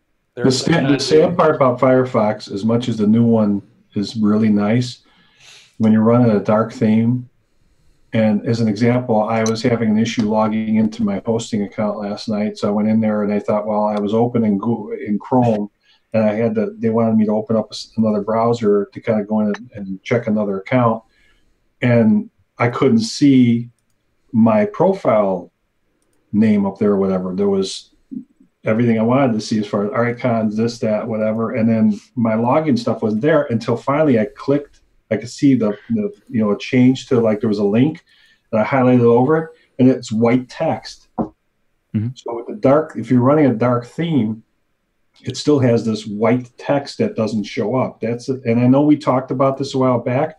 I tried that fix you suggested. It still didn't seem to correct it out. And I think it comes back to maybe the individual page you're going on or server or whatever. What fix? There was something you talked about where you could go in there and it was either an add-on or extension or something that you could put it in. There was something we talked about this several weeks back. Yeah, I remember this, and I agree it's a problem. And I was hoping, like, please fix the dark system. You're adding a dark theme. Please fix. Oh, you screwed it up. Of course you did. Yeah, that's the one thing that makes it a pain in the butt. It's a nice looking dark theme. But because they have that white text on some of the fill-in areas, or like I said, this link, it was just text, but it was, whatever reason, that was white and everything else. So it looked like it wasn't there. Yeah, YouTube does the same thing. If you search in the YouTube box, it's white background. The text is like very light gray, so it's barely readable. So why they do that, I don't know. But that's the one complaint they haven't fixed yet. I can explain why it's happening. I can't explain why Firefox is still ignoring it. But is that picking up because I run a dark theme on my desktop? Is it picking up from there, or is it picking up because it's Firefox's theme? Your dark theme on your desktop. Yeah, there's a number of extensions that fix that work. Well, we talked about that, but they didn't. I tried the extensions and it still didn't correct it. There were still some sites that go in that it was still the same. It's because it's a CSS problem, and Right. some websites will. Okay, here's the fundamental problem. Firefox lets the theme of the system modify the defaults of website elements. It should not allow that. Right. It should the website should have a base design, and that's it. And that's what developers and designers use is the base. So like the default white background, if you create a new empty HTML file and you load it up in a website, it's just white with black text by default. So the same thing is with all the forms and all the fields, white, black text. But most designers are kind of lazy in the sense that we don't try to, when I say we, I do it too. We sometimes forget that the fields are not manipulated by default. So if you don't change it yourself manually and say, hey, the thing that was white, keep it white, and the things that were black, keep them black, or specify something that hits the color scheme, then if you don't specify it and you just use the default, Firefox will take the default of the GTK theme and change what that default is and breaks it. Yeah. So it's because it's changing the default makes it look terrible. There are a few solutions like the user content.css that Nick suggested. There's also there's things like the stylish solution. You can run stylish. You can't really. You have to run stylus now, but the same thing. And it's changing the CSS manually before the website has the chance to change it. So there are multiple ways to fix this problem. Why doesn't Firefox just fix it? Who knows? Who knows? Like, it's super easy to fix. They could just provide a user content.css file by default, and it would be fine. And they don't. And for the record, Zeb, I just tried that add-on while he was talking, and it does work. Nice. It wasn't working on the previous version. Good. Glad to see it's fixed. I guarantee there's going to be one site it won't work with her. Yeah, because and then same thing with Vivaldi. If you go into Vivaldi in their title bar and you want to highlight it, if you just do one click, it'll highlight it with the blue. But if you go to click on it, sometimes I want to scroll over it. It doesn't always do that. I don't know why. It depends on the site it's on. It's kind of weird too. So it seems like the dark themes are generally the ones that are the issues. And I refuse to just not use a dark theme. I want to use a dark theme, so I'm going to use it. I'm not going to not use it because of this. Right. But it was making me not use Firefox as much because of that. Understandable. It is annoying. I compensated by. There's a way to tell Firefox to use a different theme than using the theme that is your normal default, and that's what I do. Right. Yeah. You pointed that out before, but I don't know. It just seems like an awful lot of hassle to go through. But no, yeah, it's terrible. I mean, it's easier to add an extension and be fine.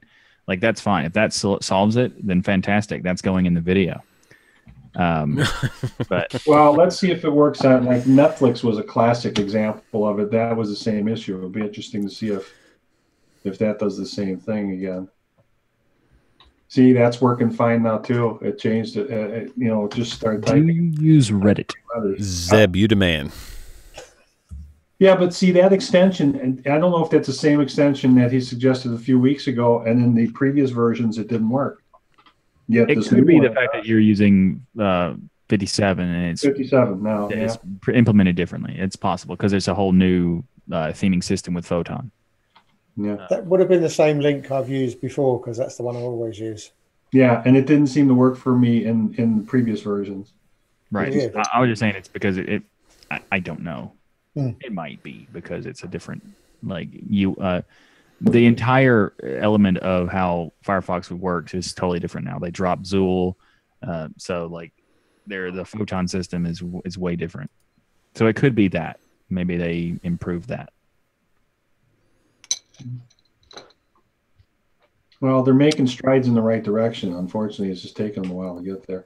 Now, if you go on, okay, I just brought it up and I clicked on like the settings window. And if you look, the one thing that's in there is, yes, the text is dark, like for a new window, but yet the hit Control N is still in white.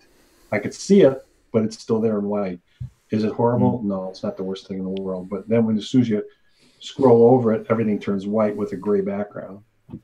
So it's a little harder to see, but it's not awful. It's better than what it was. Let's put it that way. Well, at least that's that. Well, it's just, I just wish they'd do like what you said. If they would just make it native and keep it the way it's supposed to and quit letting everything manipulate, it wouldn't be a problem. I agree. Yep. It's one of the few things that actually irritate me about Firefox. I just want them to fix this problem of typing in the chat window. You have to click in the main super window annoying. first. It's super annoying. That happened. I've been sitting there tapping away for about 5 big minutes, problem. and I realise it's not typing, and I think, damn, I've got to type all that again. Yeah, no, it's not just a Firefox problem. It's in Chrome too. Oh, is it really? Yeah, it's a YouTube issue. That's why I use I have a volume chat. I've never suffered that in Chrome. When you Really told me weird. about it last week, or whatever week you told me about that, I was running. It was a Chrome window. Wow. Right, This is the yeah, first you're week right. that it's a Firefox window. So, and that's why you see the dark background, because Firefox will recognize the dark theme, but Chrome will not. Exactly. Because Firefox is best. Not exactly. But No, well, I mean, yeah, exactly. well, on Destination Linux, all of the screenshots that I used were in Firefox 57 because Ryan wanted me to try it. And I had like, I don't know, 30 different tabs open, something like that, in a Firefox window. And it ran beautiful. So who knows? There's also a new improvement you can do. I probably explained this before. I don't remember, but like the way that Firefox does the multiprocessing thing is more powerful than Chrome, and you can control how many processes it uses. So if you go in and change it, you can add extra. Like if you have a lot of RAM, you can go and say, hey, the default's 4 processes. You can go in and say, give me 8, and it would be even faster. And is that So in any one about of those config about or what? places? No, that's just built into Firefox. That's like No, I in mean, the- is it a setting that you change in the about config? no, it's in preferences. Oh, really? Nice. What is the setting, Michael? Which one is it? You go down to, it says performance. Then you can go down, it's like go to the settings, general, then performance. It says content process limit. Default is 4. You can change it to up to 7. If you want to go beyond that, you would need to do about config. Remember But how I 7. said I can't concentrate when I'm doing 2 things at once?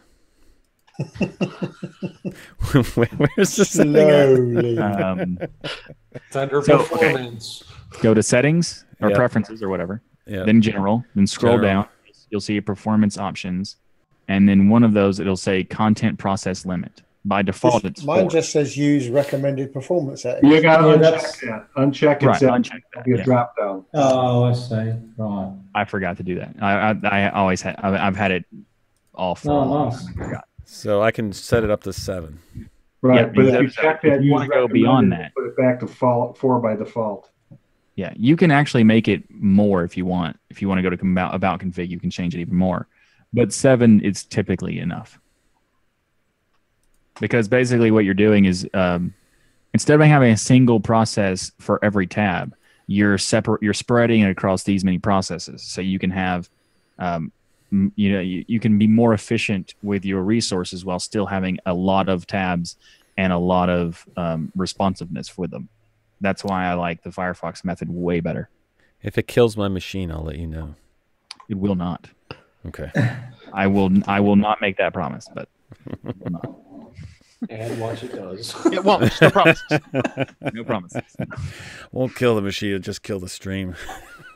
Like it's like this. No, It has not crashed. there, Michael. It has not crashed one time on me yet from using it. So I mean Firefox has gotten a lot better. I used to be a diehard fan, even though it was like painful.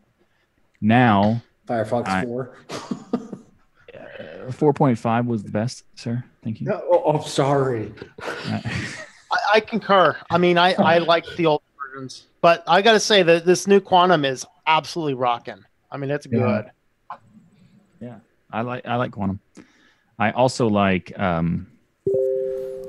the latest features of like. There's a couple features that aren't that important, like the screenshot thing. Nice, but who cares?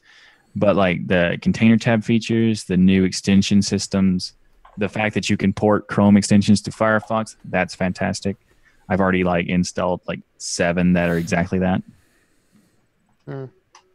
Like Tamper Monkey, for example. Like there's a lot of stuff. Well, but, I haven't got around to installing extensions. The only thing I didn't like about Firefox was you have your web extensions, and then it has a listing for here's your legacy extensions. So then you click on that, and it lists your legacy extensions, and beside each link or each extension, it says something like find a replacement for a legacy extension. Except for all it is a link to the add-on store. Oh, that's so I have four extensions that are legacy. There's 4 links to the add-on store right there. Not even going to the category of the add-on that it was in or anything. It's just a link to the generic add-on store. I'm like, really? Yeah, that's awful. That was lame, dude. I haven't tried that because I already started switching all of my legacy stuff like in 54, 55. That's when I switched. And actually, I switched from LastPass to something else because of the same reason. And I much prefer the new one anyway. What are you using, KeyPass or? Bitwarden. Ah, yes. Bitwarden. Who's that by? Yeah, Bitwarden's awesome. It's an open source project. I've changed from LastPass, and Bitwarden is much, much better. Yeah. And what's better about Bitwarden as well, it's open source, it's self-hostable. So you don't have to use their services if you don't want to. I got that from your stream last week. Oh, nice. Perfect. So like Bitwarden is great. There's also a thing I just switched to it because it annoyed me that LastPass didn't have support for 57 because I use the beta versions and stuff of Firefox for a long time. Because 57 when Nightly became 57, I was like, yep, I'm gonna play with Quantum for sure. But Bitwarden like does everything that LastPass does, except for like auto filling before you click anything. I was just about to say, yeah. Yeah. If you click it and then click what the entry you want, it will then autofill it. So it just gives you like one slight extra step. But what is interesting to me is that the mobile version of Bitwarden is 10 times better than the LastPass version. And it's crazy. Like, and I never even thought of this feature until I actually played with Bitwarden. When you use LastPass on mobile, you have 2 options. Save your password, enter it every time. It is incredibly frustrating. I don't want to save my password to all my other passwords on my phone because Android is not the most secure thing ever. So, really? Yeah, and my password for LastPass was ridiculously long as well. Mine as well. Mine's like 100 characters or something. I don't remember, but it's huge. So I don't want to do that. So there's 2 options. Those 2 options, or save your password in a notepad app on your phone. That's not good. Either one. Any of those things are terrible. What's wrong with plain text, dude? Nothing. Well, I mean, it sometimes you like to-do.txt is a good plain text thing. It's bad for everybody. For you, Rocco, if you use Google, just save it in plain text. It don't matter. Okay, thanks. Just share the wealth. So anyway, this is why Bitwarden is awesome, and why I did that pause because I forgot what I was saying. Bitwarden has a feature where you can save your password, but lock it with a PIN code. So you only have to remember the PIN code for your mobile phone. Nice. And NPass does that, yeah. Yeah, but like the fact that you can do that is so simple. Like when I first saw that, I was like, this is fantastic. Like I'm annoyed that I haven't tried it before, because that is one of my biggest pet peeves of using LastPass is their mobile app is terrible. But this is pretty good. And I like I like the whole experience now too anyway. Like there were a couple times where like when I imported from LastPass to Bitwarden, a couple things didn't really work, but most of it did, and I have like 6,000 things or something now. So like whatever. So what kind of file can you import? Because like if I would like try CSV. Okay. But the cool thing about it is that their importer tool has like it tells you exactly where to go to get the exact CSV file from LastPass, and then how to use it inside of Bitwarden. So it's a super simple tutorial thing. I wonder if they have the same tutorial for NPass. They have try Bitwarden. I haven't looked up the NPass, but they have like at least 3 or 4 for sure. But one of my favorite thing, the reason I don't have a problem with you knowing that I have a lot of stuff in Bitwarden is because I host Bitwarden myself, and you'd have to figure out where that server is to do anything to it. So I don't really have a problem with you knowing that stuff. TuxDigital.com. That is not where it is. I'm not crazy. But are you sure about that last statement? Yeah. Well, but what I am crazy about is Linux gaming sales on Steam. Touche. Especially Go to Week. tuxdigital.com/Steam sale. Every week he's got to get that in for something.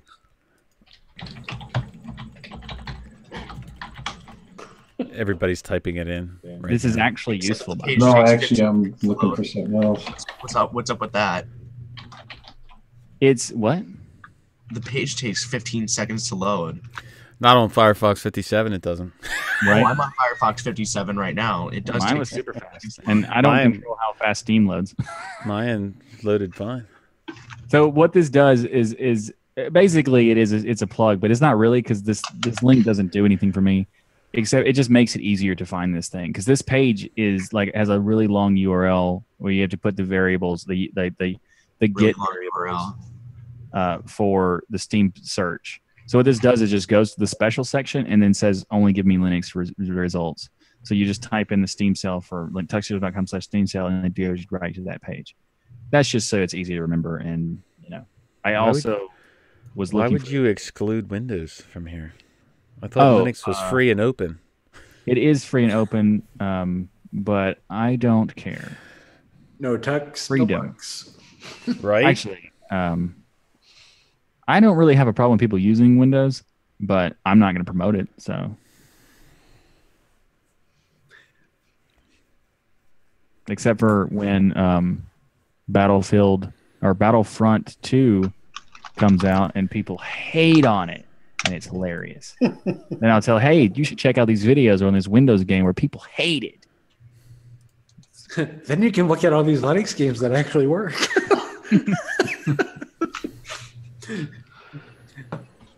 So, what do you think of Color Pixel wants to know what do you guys think about Chaos?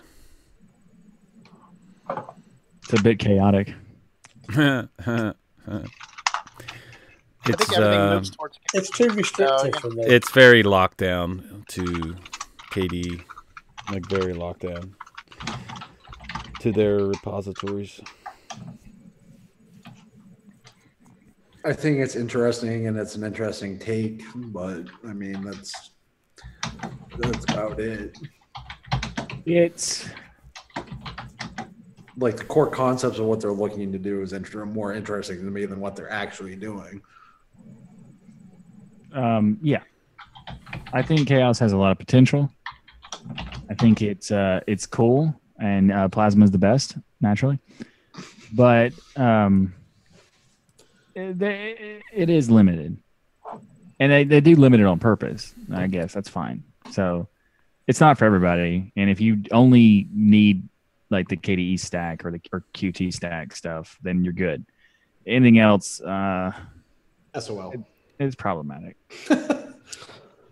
Yeah, I installed it before, and I did. I mean, it's nice. Yeah, I like it, but in the end, it is too locked down. Sorry. Well, it's like what is it? Captain, I believe, is the thing where. That's awesome, dude. I love that. I actually like the focus on solely looking at Qt stuff. It makes you kind of look outside the mishmash of GTK and Qt and every other framework and toolkit that certain Linux programs use. I think other KDE distributions should implement Captain if they could, but yeah, unfortunately, I don't know why they haven't, because I mean, it's a great program, but Isn't that startup thing? Is that startup thing, or is that what it is? Yeah. It makes customizing KDE from the get-go user approachable. Yeah. So you don't have to go in and do a look and feel or anything like that. Like, it asks you right up front, what do you want your desktop to look like? What color theme do you want to use? You know, it just takes you step by step through it. And I don't know why every KDE distribution doesn't have it, because like everybody gets intimidated from KDE because of the amount of settings you have in it, and it's not everybody. Okay, wait a second. Everybody was the wrong word. Okay, wait a second. I agree. A lot of people get intimidated by it, and that makes it so user friendly. I was intimidated by it.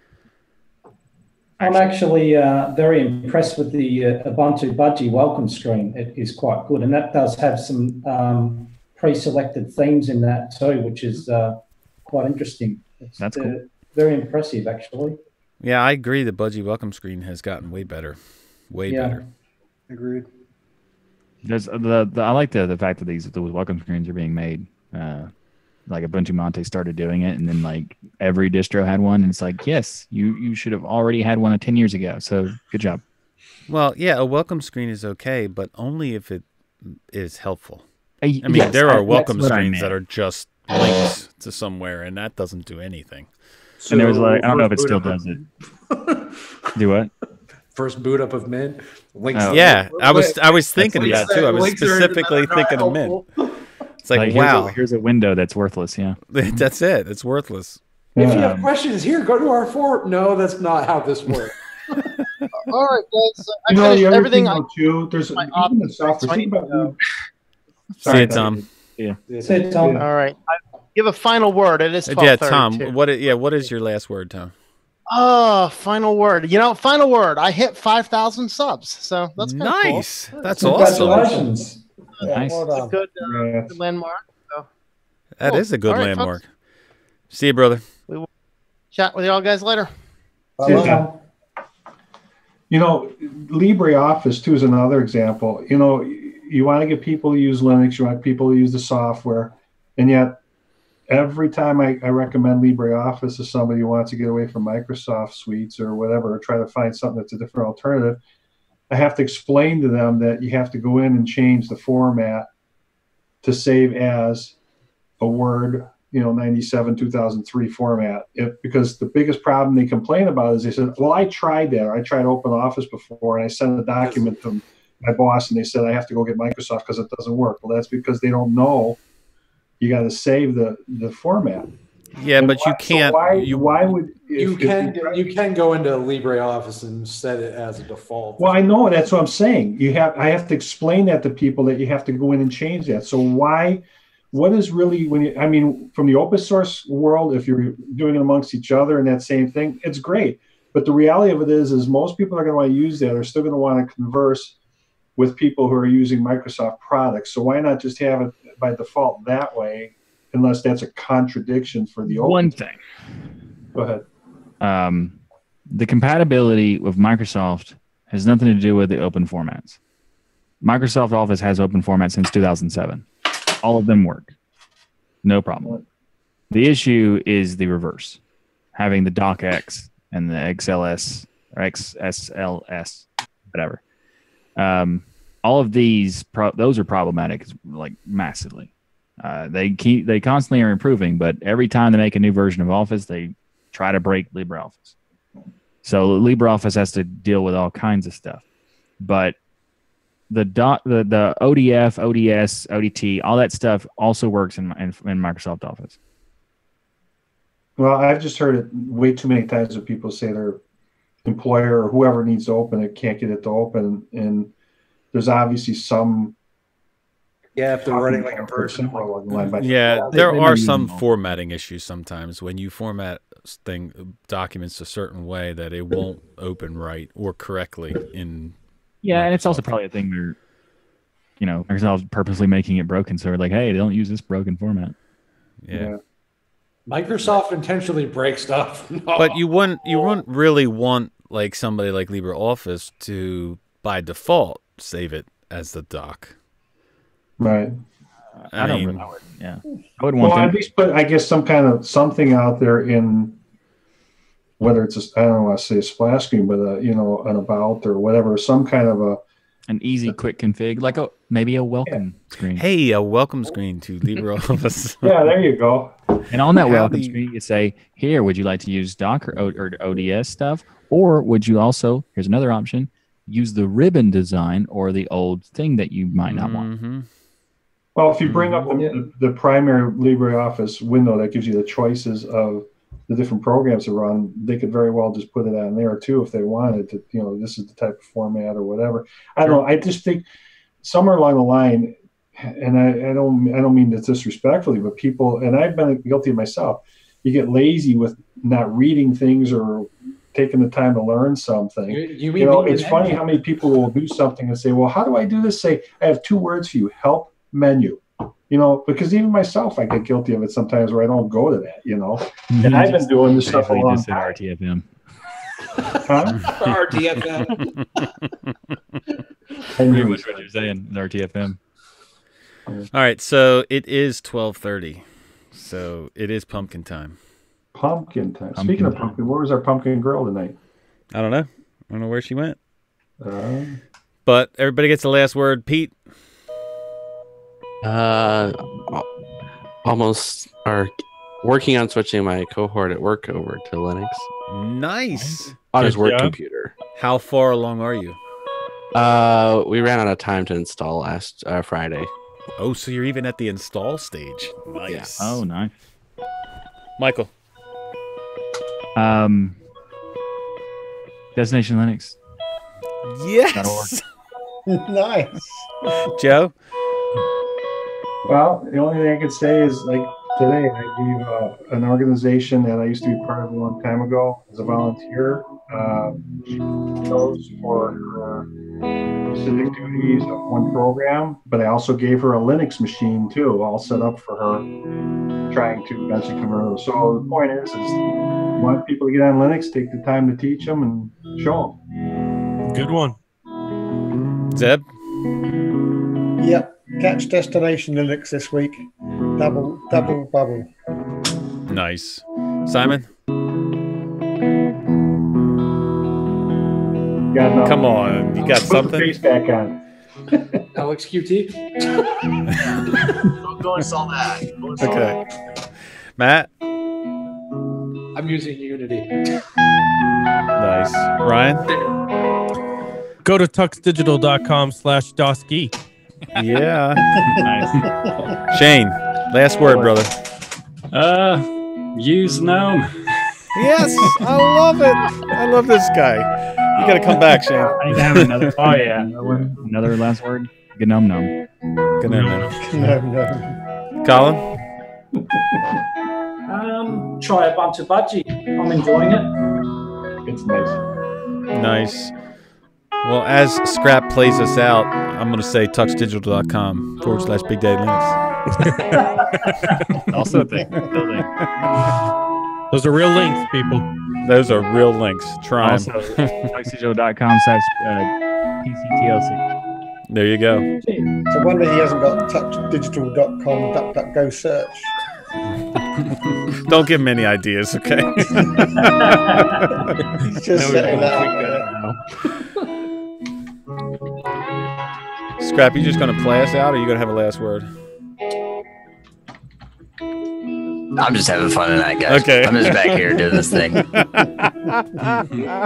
jamming away. How awesome is that music, though? It is. Yeah. It's so chill.